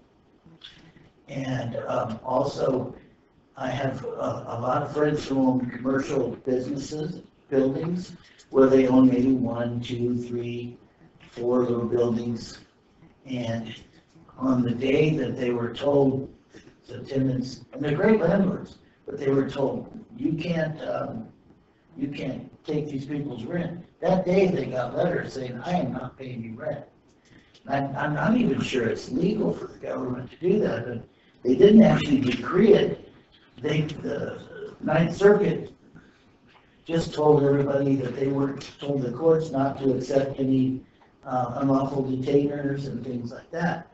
So what's happening then is this is building up because these renters who lost their jobs or whatever are just coasting, figuring, oh, well, we'll figure it out at the end. But there could be just a huge, out of the state of Alabama, that's one of the ones I heard, thinking that they might have 40% of their renters evicted because of the tsunami. So it's not going to be that, hopefully not that bad here because people do have jobs and where are they going to, I don't know. So, but the landlords themselves kind of got hit and there wasn't really any mechanism to help them out. So this would help the landlords. Especially in a commercial situation, it would help the tenants because almost all of them are triple net leases where you get property taxes and all that to get passed through. So it would help the tenants and it would help the landlords too who weren't getting paid. So I think, and just because I'm the old man of as far as just longevity, we set up the rate relief fund and made it out of property taxes, I believe.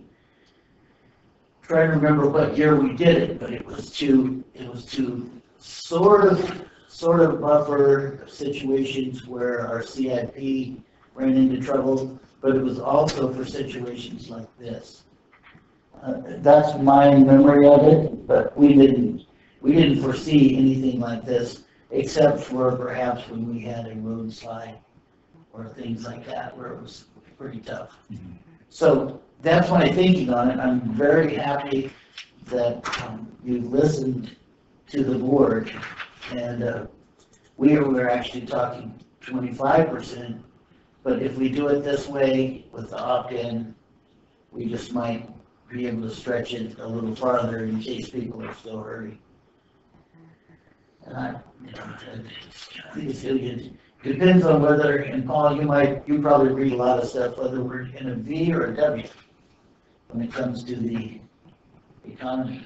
But the two political parties are absolutely at loggerheads just for political reasons, and everybody's falling through the cracks. It's not funny. So Dwayne, just not to get you I'm done. Back on your track again. I'm done. So I have 3 things that we got to talk about. First one is for Tim. What do you think as far as administration? Is that make a lot more work, or is this something we can do pretty easily? I'm just trying to wrap around this one. Good question. It will create, like anything else that you do new, will create a lot more work. I can see a lot more phone calls coming in as soon as people seeing it, because everybody's got a story and everybody's got a different scenario, so they just want to see if they qualify, And then, of course, once you do that, then you have to actually go into the system to make adjustments. Okay, so here's my next question that leads into that nice segue for me. Local versus not local. So let's say I have a second home, but I moved here because I don't want to live in San Francisco, and it's my second home, and I consider myself local now after 30 days, and I sign up for that. I mean, how are we determining local versus non-local, especially in the single-family stuff? Yeah, I think we're super flexible on that, and if they call and request it, we would simply include them. There's not going to be an investigation. Okay, so you're not going to have a no mask, no fly policy. All right. It's going to be very flexible. Yeah, I think it'll be very flexible. If somebody calls in, as Dwayne mentioned, everybody has a different situation, and we'll be, you know, we're just not going to spend a lot of time. Default is pussy. Okay, so here's another question that I'm thinking of here. If you opt in on this, would you have to be current on your bill, or can you be behind? You could be behind. You could? Absolutely. Okay. Okay, so then the last one then would be, do we get rid of late fee, waiving the late fees, or do we keep that in place? I think it would be a good idea. I'm just asking. We've already talked about this. I think I'm okay to say this. We've already talked about waiving late fees again. Okay. This next quarter. Okay. I think it just didn't make too much sense to charge a late fee and then turn around and say, hey, we'll give you a rate relief. Yeah, yeah, no, I agree with you. I was just curious. Yeah, I think I'd recommend we waive late fees for another quarter at least while this is rolling out. Okay. You know, I didn't mind the opt-in form that you had. I think Dwayne's right. It's a little bit lengthy. I mean, it's a little bit long for what we're getting. But it really is just checking a few boxes. You can do it on your phone. Yes. Yes. Yeah, I mean, you list your account number and why and you just say, yeah, I need it. You don't even have to put, I don't need it, because if you don't send it, I was you gonna don't say get that, it. you don't need it, I know box. Yeah, no people are gonna send it in. I do agree that it should be short and easy for you to. Yeah, I mean, the shorter. Account number? I mean, easier. I think you can say, I need it, and I certify it. You know, Then I need it. Then I need it. Yeah. Boxes. Or whatever. I have reason. suffered hardship. One box. And I do like the 50% on the sewer as opposed to across the board. And one reason would be because, for instance, on our committee meeting today with Joe Urban, talked about getting a lot of calls from people in other water service areas that are saying, hey, what's going on here? And so by doing that, we reach all those customers, not just some of them. And when you were asking about the administrative part of it, you know, part of what we talked about is maybe the possibility of hiring a temp, and for twofold reason. One, to kind of help us with this program, another one to kind of help us with the collections process as well. I don't disagree. That would help drive down, you know, Outstanding balances in the future. I don't disagree. One question I have, do you make this retroactive? I think that's the part we're getting ready to get into. When do we start it? Yeah, I think it's all forward-looking. And I feel like we can, you know, if we get some agreement on this format, I mean, we can roll this out next week. We can start promoting it next week. And we're still working out some things with Tyler to really, you know, streamline the process, automate the process.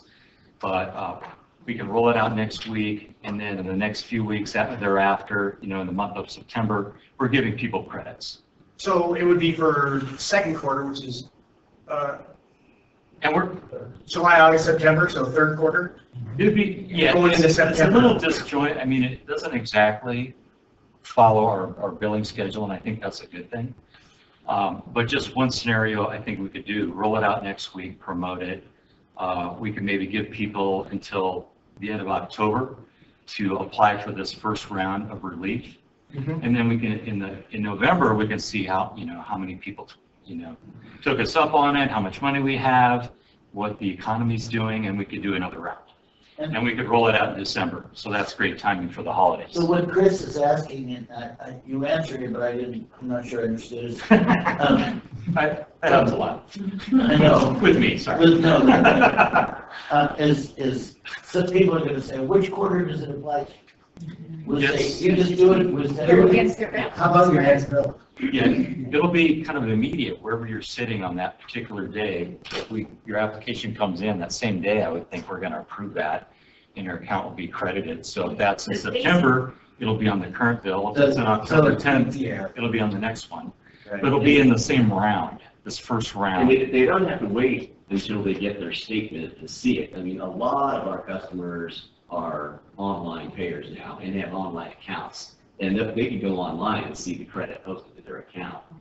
And yeah, so it doesn't have to apply to any particular order. They'll just get a credit. To your account. Yeah, now you're using sewer only, so it's already a fixed rate anyway, so technically it has that. 50% of what their typical sewer bill is. All right, that's a good idea. Good job. And the other thing is, Tim, at the same time, if we were to try and find you a attempt to do this, we could also promote that paperless billing and try and expand that to more, for sure, a broader reach of people doing that. Absolutely. Oh, people get on monthly. Well, that could be a threefold, right? It's like money, promote online billing. They sign up for online, give them Online Tuesday payment, times or pocket fishing and like deals. I would like to show the board the customer impact side of this. Could I, John, can I make a comment? Yes, sir. Yeah, not a problem. In going back to, you were talking about rolling this out and so forth. I believe what you're going to need to do is do a change to your admin code to allow this to occur. So we'll need to write something up and get it back before the board once you get the program a little bit more solidified. So then it can be added to the administrative code. But Gary, if it's from the rate relief fund, that's what it was set up. I'm not arguing because we can probably do it, but I'm just saying it's from a different fund. It's not from the funds that we normally receive. So I'm not sure it would fit. We want you to make it happen. So. Yeah, whatever you need to do. Yeah, Gary, we'll get with you and figure out what we need to do. We'll get it done. And that's, I'm not saying it's a arduous process. It's something I think we need to do to keep this up. So you've got the current, Helping Hands program in your admin code, and this new customer assistance program should also be codified there. Even if it truly is just a temporary program, can we maybe just have an exception to the code? Yeah, it's like an executive order. Yeah. People get them all the time. Are you ready, Ryan? I hereby decree. If we truly felt like we had to wait until we made an admin code change to begin rolling this out, that would be at least 2 weeks plus 30 days. Yeah, why didn't we say that 2 weeks ago? Because the admin code requires 30 days review. Yeah. And you can't do it at a special meeting, if I remember right. Yeah. So let me take a look at that to see, instead of doing an admin code, if it's on a temporary basis, if we can do it by resolution. We could do it on an emergency basis. There's all kinds of things we could do. Yeah. So let me take a look at that. And the idea, I understand the idea to get this thing out, and I don't want the legal side of it to be a roadblock or to slow it down. Yeah, and the board authorized up to 100,000, I believe, to the GM to do certain things, so that can get us started. So I think we'll be able to overcome this. I'm not sure who would come out against us on this. So we'll get with you, Gary. We'll figure it out. Okay. Thank you. So I just wanted to be 50% off sewer. Sounds like a lot, but what does that actually mean? So let's take a look at what that means on the customer side for our various customer classes. So we will come back to the big screen. It's for the typical single family for the home, it would mean $67. So it's $67 for an average commercial, $436. A typical restaurant in town for $89. This would be the relief amount, and $802 for an average hotel. Or this is for an example hotel. But because they just pay a lot more in terms of sewer bills. Commercial pays a lot, hotels pay a lot, and here's some average examples. The average hotel, the average bill is almost $3,000 and almost $500 for a restaurant. So a lot of this money is heavily going to the commercial side. And I just want you to be aware of that. And some of that commercial includes, it's going to include heavily in Marriott, Tahoe vacation resorts, and Barton, and it's also going to include Tahoe Verde. So, I mean, I just want the board to be aware of that. And, is this enough for you? And just throw out some ideas, maybe for single family locals. So I had a question here. So the hotel is a fairly high super bill. Dwayne, what's the occupancy right now? 67% Of normal? 67% of the motels are occupied during this month, but they were 0 for 4 months. For 4 months, okay, so But this they're doing really case, well. that's the thing I'm kind of Fair. asking here. Yeah. Because when I drive around town, I see a hell of a lot of cars. Oh, they're So doing I'm really- guessing there's the hotels are back to being occupied. What we're getting is because all the counties around us that are tourism are closed, we're getting that. Then we're getting the people that are coming out of San Francisco, Sacramento, who are afraid to be in their own town. And then we're getting a lot of day trippers because. A lot of day trippers. A lot of day trippers. So in the summer, when I was running motels, we were usually 80–90% occupied. So what we're getting is a lot of Saturday stuff and a lot of day trippers, a lot. So the issue right now, I'm really happy that the city council is considering trying to limit the hotel occupancies, which just made no sense to me. But they were 3 or 4 months of nothing, 0. So I'm glad they're doing it. Okay, I just, Yeah, That's about but I do know that number is 67. Those last 4 months are just gone forever. I mean, Gone. they're probably making they're back to normal And today. but the average daily rate is up, so hopefully that will help the city. yeah, they're making TOT money now. Yeah, they're trying to make some of that back. I hope so. So it seems like the board is maybe comfortable with that dollar amount and with an opt-in program focusing on sewer and with those customer classes we outlined. What do you think about the amount of the actual relief going to these customer classes? Where do you leave us? I mean, it is what it is without getting, if we just don't do like a flat number like 50% or whatever, then we're getting super complicated. Yeah. I mean, the goal here is to try to be of assistance, but try not to get overly longish on trying to pinpoint target them. Yeah, laser guided bombs. And I think we might need to, the 50% I'm happy with, and then we look and see, okay, where's everybody going? What do our delinquencies look like? Yeah, this will just get us started. Let's see what happens in this first round, and we'll be back every 2 weeks to update the board. Yeah, I don't know what the percentage of people that allow. Yeah, We just need to make it real clear what we're doing so that they can. Nick, you're suspiciously quiet. No, I'm actually kind of listening to the conversation unfold. So I got a couple questions. So looking at the opt-in options so you would get your bill online or in paper, and then you would go to an online resource to then opt into the program. Am I understanding that correctly? Yeah, and I think, Shelley, you were going to say what happens if they didn't have a computer, and I think we sidetracked you.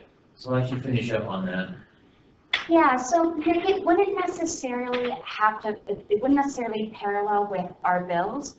We could roll this out as soon as possible and have folks start, they can go online, we'll have it everywhere, fill out the simple form, submit it, and if you don't have access to a computer or that seems too complicated to go to our website, you can always call, and we can fill that form out for you. And then in terms of it hitting the bill, which I think is your question, Nick, It will just be whenever things are submitted. So we'll have to figure out that back end on timing and when bills go out in Tyler. But the hope is to just get it out, get the program out there, get folks applying as soon as possible, and award credits as they come in. Better get it to And then it would just, and then Right. it's just gonna show us like a Just credit on, you know, the next time you get a bill, you're gonna see it. Whether you look, you know, look online or a paper bill. Right, and right now what we're proposing is starting it out as a first come, first serve, one-time credit, and then seeing how many folks take us up on it, keeping you guys informed with that, and then figuring out, do we want to do another round for a second credit? How do we want to go from there? It's so hard to tell how many people would take advantage of it. So keeping you informed to figure out how to modify the program to either extend it or cut it off or make tweaks again in the future. And they could mail it in too, couldn't they, if they, Well, they or would they need to call, or? We weren't planning on sending out letters with a form to fill out because administratively that would be expensive. it's a high cost and just a lot of time sorting through papers and trying to read people's scribbles. So what if with your direction, you can obviously email half the customers who we have contacts for, get it out in press releases, you know, newspaper, TV, all that jazz. And then also our next bills go out first week of October. And so with what John had mentioned of having a deadline for this first round be the end of October, we could include a bill insert in our bills promoting this program, explaining it.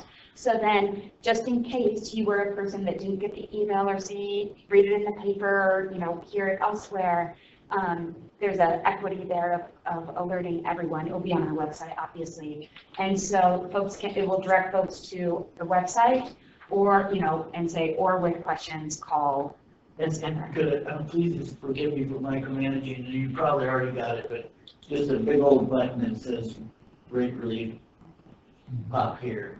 On the front page. It can get a little confusing following ours. Because we have so much information we're trying to give out. Yeah, we're going to put that as its own button on the front page. Did I answer your question, Nick? Yeah. It was Yeah, definitely. The only other thing I was going to add is I'm also in favor of the very reduced kind of application, if you will, to qualify. The only thing I would add is something, and I'm not entirely sure how to phrase this, but the language within the language within the boxes you're checking and how it's described should be presented in a manner that is, at some level, you know, demonstrates that you should be someone of need and you should be exhibiting the hardship. Are you having a hardship? Yes.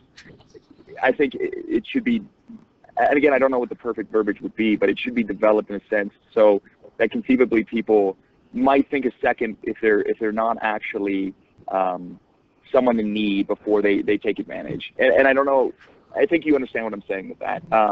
So make it incredibly simple, but also include the language that really illustrates that this is a program for need. So hopefully you don't get too many people that aren't in need taking from the collection plate. I agree, Nick. I can foresee John Renner's scenario at 50%. You know, free money, I could see it being a lot higher than 50%. So if we could put a little bit of guilt in there, that would be Nick, is it wrong to get changed out of the collection plate?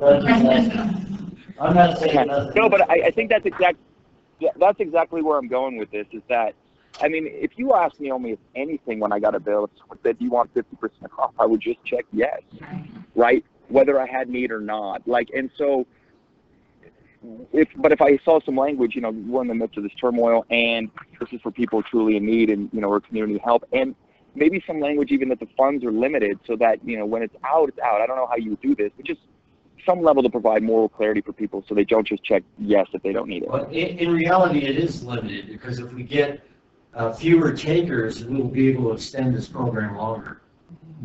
Is Nick able to see this form right now? Yeah. Yeah, I can see it. Oh, okay. But yeah, Nick, I think that kind of aligns with what all of you said combined, right? It's, in the beginning, have some, you know, who you are. So, I mean, for folks that can log into WaterSmart, maybe they don't have to fill out this first part because it can autofill. But for folks that don't log into WaterSmart, you know, fill out who you are, and then maybe instead of the eligibility question saying loss of income, you know, in the business and the residential, the question is, should be something along the lines of, I have experienced significant financial hardship due to COVID-19 and would like to sign up for the 50% rate relief. A one-time 50%. I would just put, yes, I would like to take advantage of this up. You know, we don't need to know what they're, I mean, well, I guess it would be a good statistical thing to find out for us. She's not asking, saying a separate question. She's just saying, when you check yes, you know, I want this, Yes, and I understand, you know, it's for financial hardships. Tomato. Yeah, I mean, I think the language you suggested, Shelley, is exactly what I was thinking. I mean, that was exactly what I was kind of envisioning. Okay. And something else, if you guys are interested, if you want to get into the details, you know, if the finance committee wants to meet and help tweak out the language on the forms and, you know, dive into that, I'm open to all ears. If not, I can, you know. We're supposed to be from 30,000 feet, Okay. and I apologize for getting into the weeds. I just, they showed it to me, so. Yeah. Maybe one more thought. We'll do one more draft based on comments, and I could send it out for thoughts. Almost perfect as it is, maybe with a few minor tweaks. Simplify it. I think we need to have a. You've heard what we had to say. Okay, I think we got it. Cool. All right, then. Do you need a motion? No, this was a direct staff. Okay. Okay, I think, Right? I mean, we don't. yeah, it's just direct staff, so I understand So where we're going. we will probably need a formal vote on this next board meeting, is that correct? No. I don't think so. We'll talk to Gary. Yeah, I was gonna say, or you can just do it, right? That's what I'm hearing. You are going to, the board will need to vote on this. It's just a matter of what they need to approve in the format. But I'm more think about it, given temporary, I think. How about if we vote on it now? Can this be voted on it right now? What's on the agenda? Direct staff. Yeah. Do you have enough specifics to describe it? Yeah. Will this work? Direct staff to allocate up to 1.1 million for this first round of funding. 50% For rate. the 50% off sewer rate reduction program. And to put together Right, the relief services program. and residents. Well, what if it goes past 1.1? We didn't talk about that. Well, it can't. It can't, it's first round. first come, It cannot? Yeah, Well, because that's the everybody- total, that's the total, that's the total bill, so. The total maximum possible, if 100% of everybody submits an application, would be 1.1. So, from what you stated, I'm make the motion that we accept that as our motion to direct staff. What John said. I can't remember it exactly. Say so moved. So moved. So moved. and you got enough Could there? I add one? Yeah, go ahead, Gary. Could I add one thing?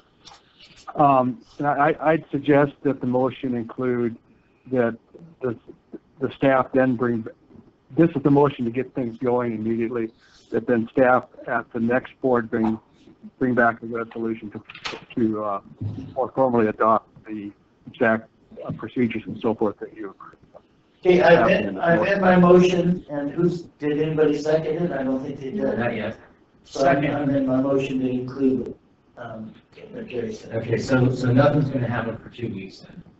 Now, they can go forward, but it's gonna come back to us for formal approval. Yeah, but in other words, nothing in terms of interaction with the public, and like public information and stuff like that? No, I would intend to roll it out next week, and the credits actually won't be processed until we meet again.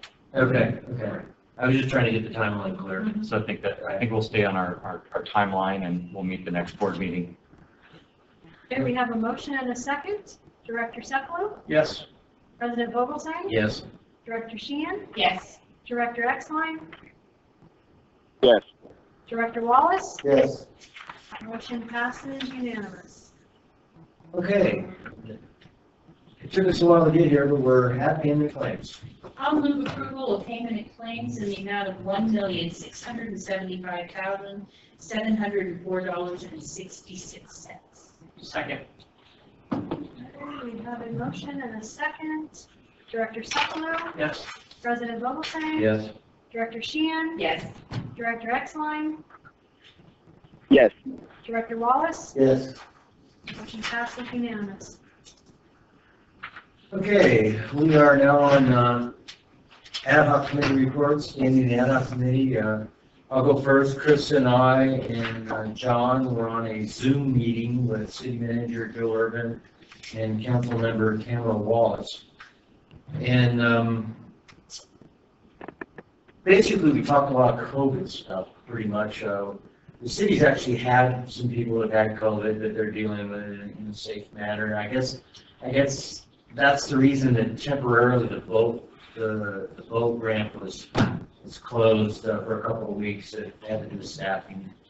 Other than that, we just touched on the normal topics, a little bit on paving. The water service connections we're making progress on. Yeah. Coordinating with the city. City reducing their water service connection, yeah. Randy, I think they've actually, their offices have been open for a month or two. They're operating in there.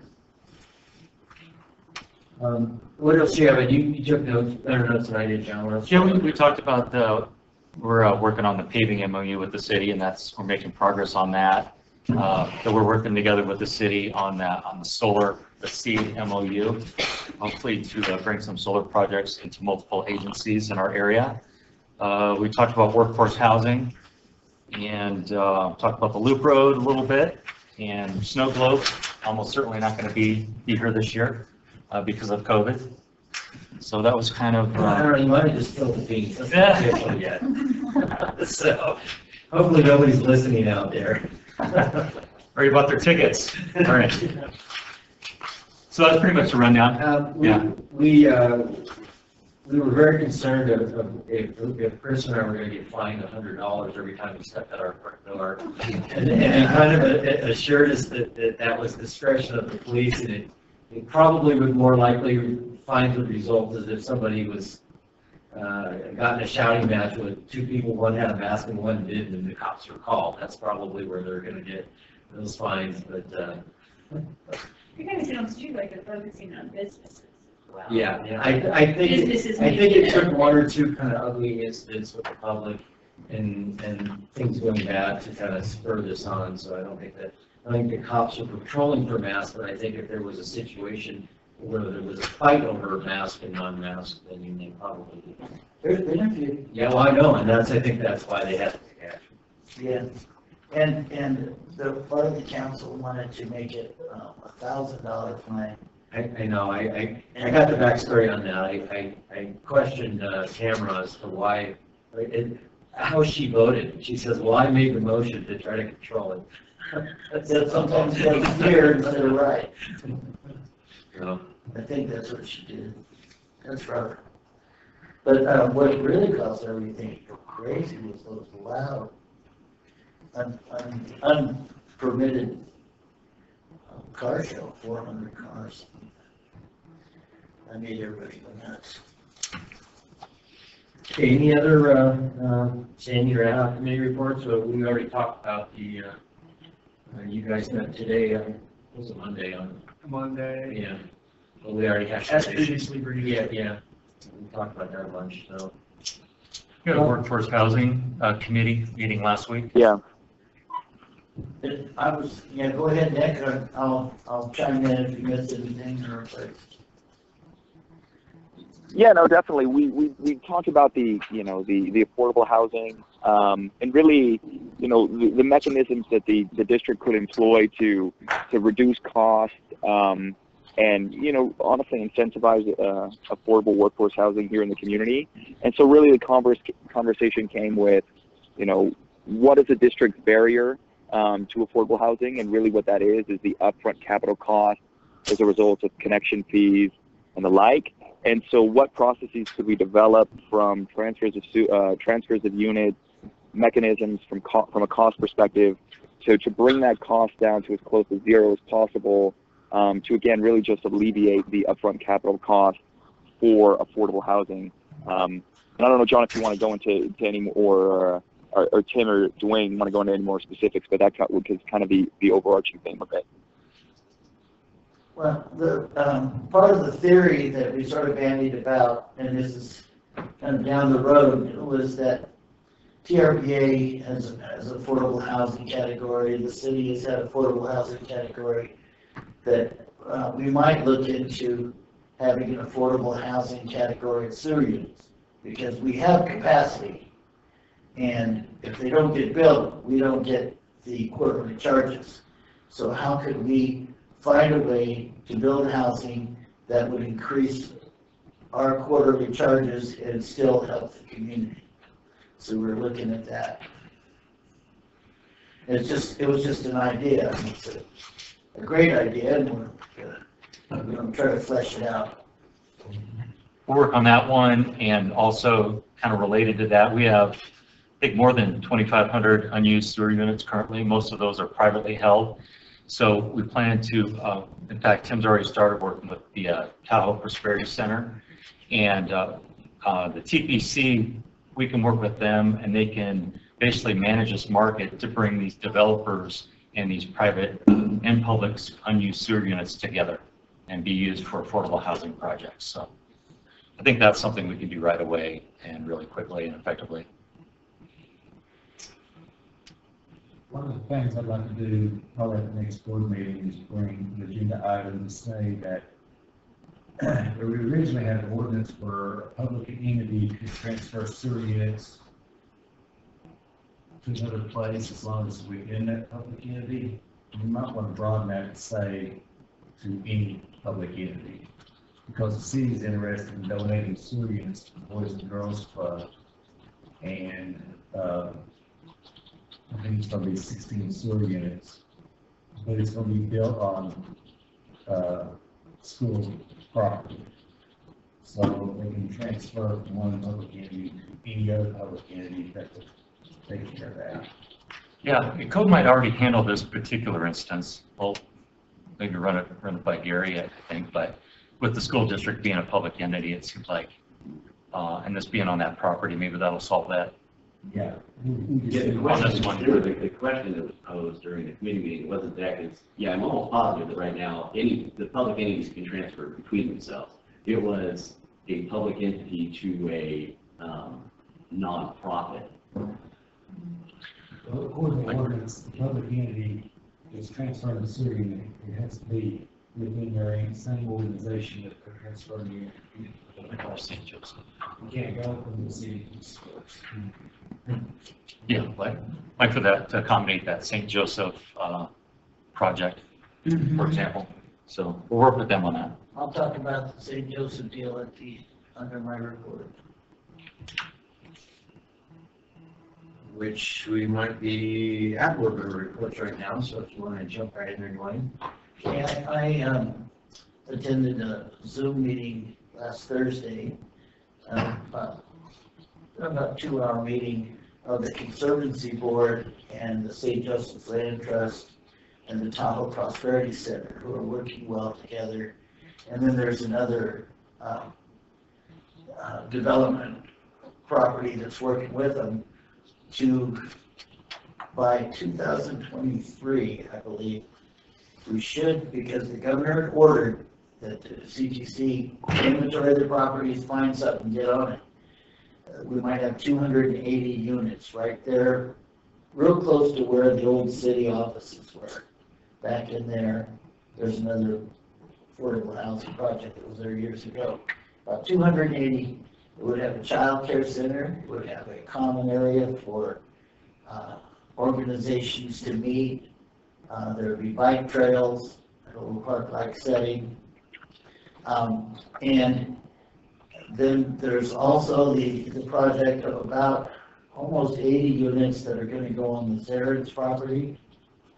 And then the St. Joseph's Land Trust has got, I think, 3 houses over by Lakeview that they're going to be putting up that the city donated property to this for. So we're moving in a very, very good direction. Within 3 years, we can have, what's 280 plus 70 plus, I think there's one other project. Like, yeah, about 400 units. About 400 units, which I think is really significant. That they're somewhere they're getting money donated in, but anything that we can do would help lower the basis in the properties. Going to be pretty nice units. So I'm really happy about that. I think we're headed in the right direction, and everybody, I think the district had a lot to do with it by kind of starting that domino. I don't think we're done yet. I think GRPA can help a lot more too. So we're getting there. Okay, thanks. Any other board member reports? No. Yeah, this is Nick. I was just going to say the city climate action plan is up on their website if anyone would like to review and comment. Great. El Dorado County. Oh, wait a second. That's just El Dorado. It's El Dorado. We got it there. There's a mistake. We didn't get. Hey, Gary, where were you in agenda review on that? It's still technically county. It's just not. Anyway, you guys know what I mean. So this past week would have been the meeting that we would have typically hosted here, but of course that didn't work out. But we did have 3 staff members, Julie, Evo, and Lynn, made presentations, very well received presentations, and it was fun. All right, Jim report? Yeah, let's go right into that, John. There are a couple items. Start with a little staffing update. As you know, we are currently short 4 full-time crew positions. We just finished the advertising period for 2 of these this past Monday, both in heavy maintenance. We received 15 applications total, 6 of those in-house, and we'll be interviewing early September. And so these are both in heavy maintenance. We are really looking forward to rebuilding and expanding the strength of this department with the same number of people, but with more capable, higher trained, cross-functional positions that can move across the departments, help out on special projects with welding, mechanical, and other expertise, or sometimes just to manage spikes in workload or temporary staffing shortages. The district will be more efficient as a whole, and I think it will really make these jobs more interesting and appealing as well. So really looking forward to this.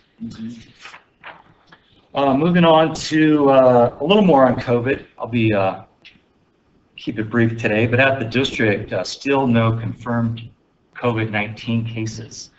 So just think back when all this began in March.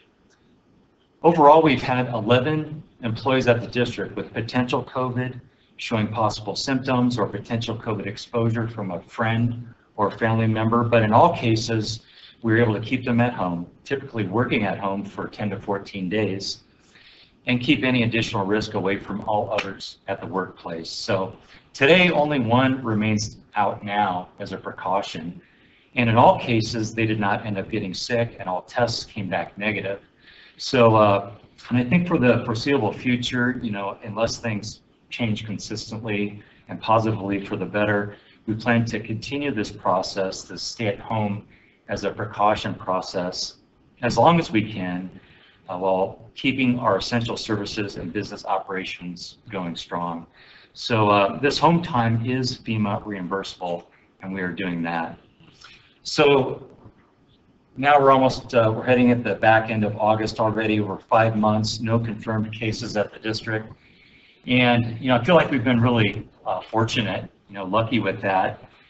And, but I also think we made our own luck with our response plan. You know, we've been operating mostly at risk level 3 for most of that time, with the telework, closing the front office, staggered schedules, our staggered shifts, you know, with those, the team A, team B, and they're working 12-hour days. That's tough, but I think it's really helping to keep us all healthy here and at home. So we had a couple of meetings this past week with all staff and a separate one with managers and supervisors. And I'm told that we're getting all the work done that needs to be done, all that urgent work. while there are some asset management tasks like TV work on the sewer, which is important, we're seeing some delays on that, but there are no significant operational or maintenance concerns due to these modified schedules and protocols. So, and also our staff appreciates what we have done with the board and as a district to help them stay healthy, and they appreciate the security of their jobs. And I think most everyone is really stepping up to the challenge and serving our community at a high level. And I keep hearing this over, and they want me to again continue to express their appreciation to the board for your support during what are, of course, uncertain times for so many in our community. So on their behalf and from me, thanks to all of you. Well, the board appreciates everything that the staff does. I know some of them are working 12-hour days, and that's got to be rough. Weekends and all that. I appreciate that. Yeah. So, Melanie, you have something for us? Yes, I do. So we have 7 candidates running for our board in November. For the full terms, we have David Peterson, who is a civil engineer and who also applied for the appointed position. We have Dwayne Wallace, who is our appointed incumbent, and Kelly Sheehan is an incumbent, so they're all running for the full 4-year term. For the 2-year term, we have Marky Maxheimer, who's a business owner, Jennifer Peterson, who both of these women applied for the appointed position. She's an attorney in town. We have Jerry Greco, and we have Shane Ronzos. So those are the people that are running. And then we tentatively have 2 potential dates upcoming for board candidate informational. We're looking at Wednesday, September 30th from 3 to 5. We bring the candidates maybe to the district if we're okay to do that by then. Otherwise, online, we do a small PowerPoint, share information about the district, answer any questions that they have, and then typically we do a tour of the wastewater treatment plant. Again, if that's allowed during that time frame. We tentatively have a candidate forum scheduled for Wednesday, October 14th from 5 to 7. I always check in with the chamber to see if they're going to do one and kind of, skirt around those dates. And then I'm also just going to double check with the elections department for El Dorado County to see when the ballots go out and keep it as close to that. We try to do it within 2 weeks of the elections. This will be 3 weeks out if we stay with this date. It's just, to get the information out there for our candidates, give them an opportunity to answer questions from the community. Again, I don't know if it'll be in the district boardroom or if it'll be online via conference call. We'll have to wait and see what's happening with COVID at that time. How large is our capability on our Zoom? Because you can get a pretty good package, I think. Yeah, that would be a good question for Chris. I don't know. 250 people. 250? 50? Okay, good to know. I don't think we've ever had 2. It's online. It'd be interesting to see if you guys could draw 200. We give away. So. Yeah, right. Does the chamber, I'm sure you guys don't have the date yet. We don't have the dates. We're going to do probably 2 things. We may have, and I won't be a part of the written questions for us, but they would do perhaps written questions and then grade the people as to how they might fare for business. Not so much a endorsement, it's just, okay, your answers fell within these categories. And this person seems best, second or third. And then to try to do a Zoom, the real problem is how many city council candidates there are.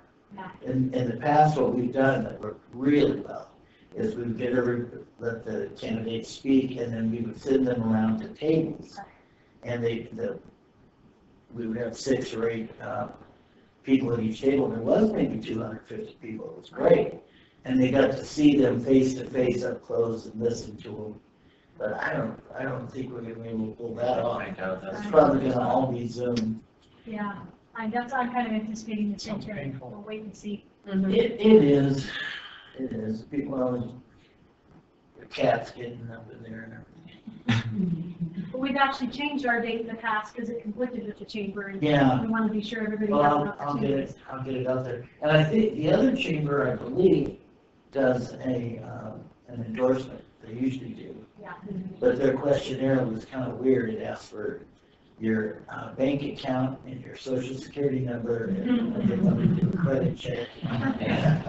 That's a non-starter. I don't, and B was going to be able to get it. Nah. I don't think so. So that's everything I have. Okay, thanks. Shannon, you've got something on the state water research? Yeah, I'll be quite brief.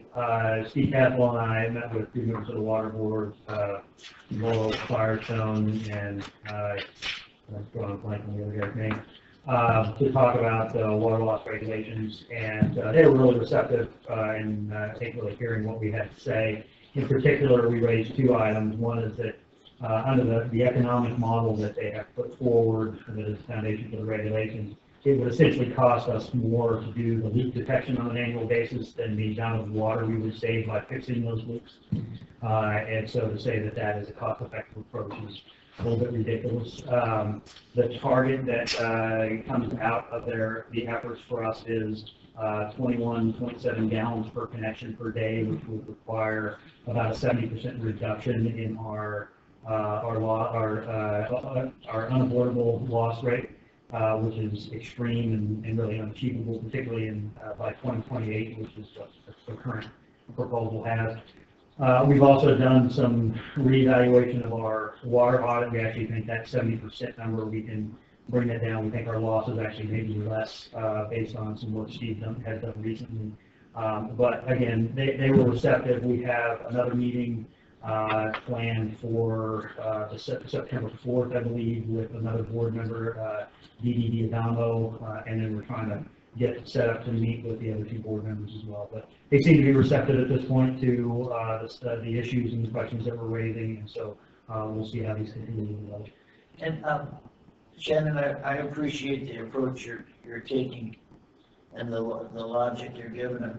My question is are the people you're working with, are they members of the board that will decide, or are they your staff? They're members of the board. Okay. We are meeting, the next meeting will be with AD-HOC, one of the board members, and that will actually be with staff as well. This last one was just with two of the board members at the state level. That's good. Yeah. It's good that they're being reasonable, hopefully. And this wasn't just Steve and I, this was a couple of other water agencies as well. So I think we had a good cross-section, north and south, east and west, conveying very similar messages. Okay, thanks. Anybody else, staff attorney? Thanks. Nothing here.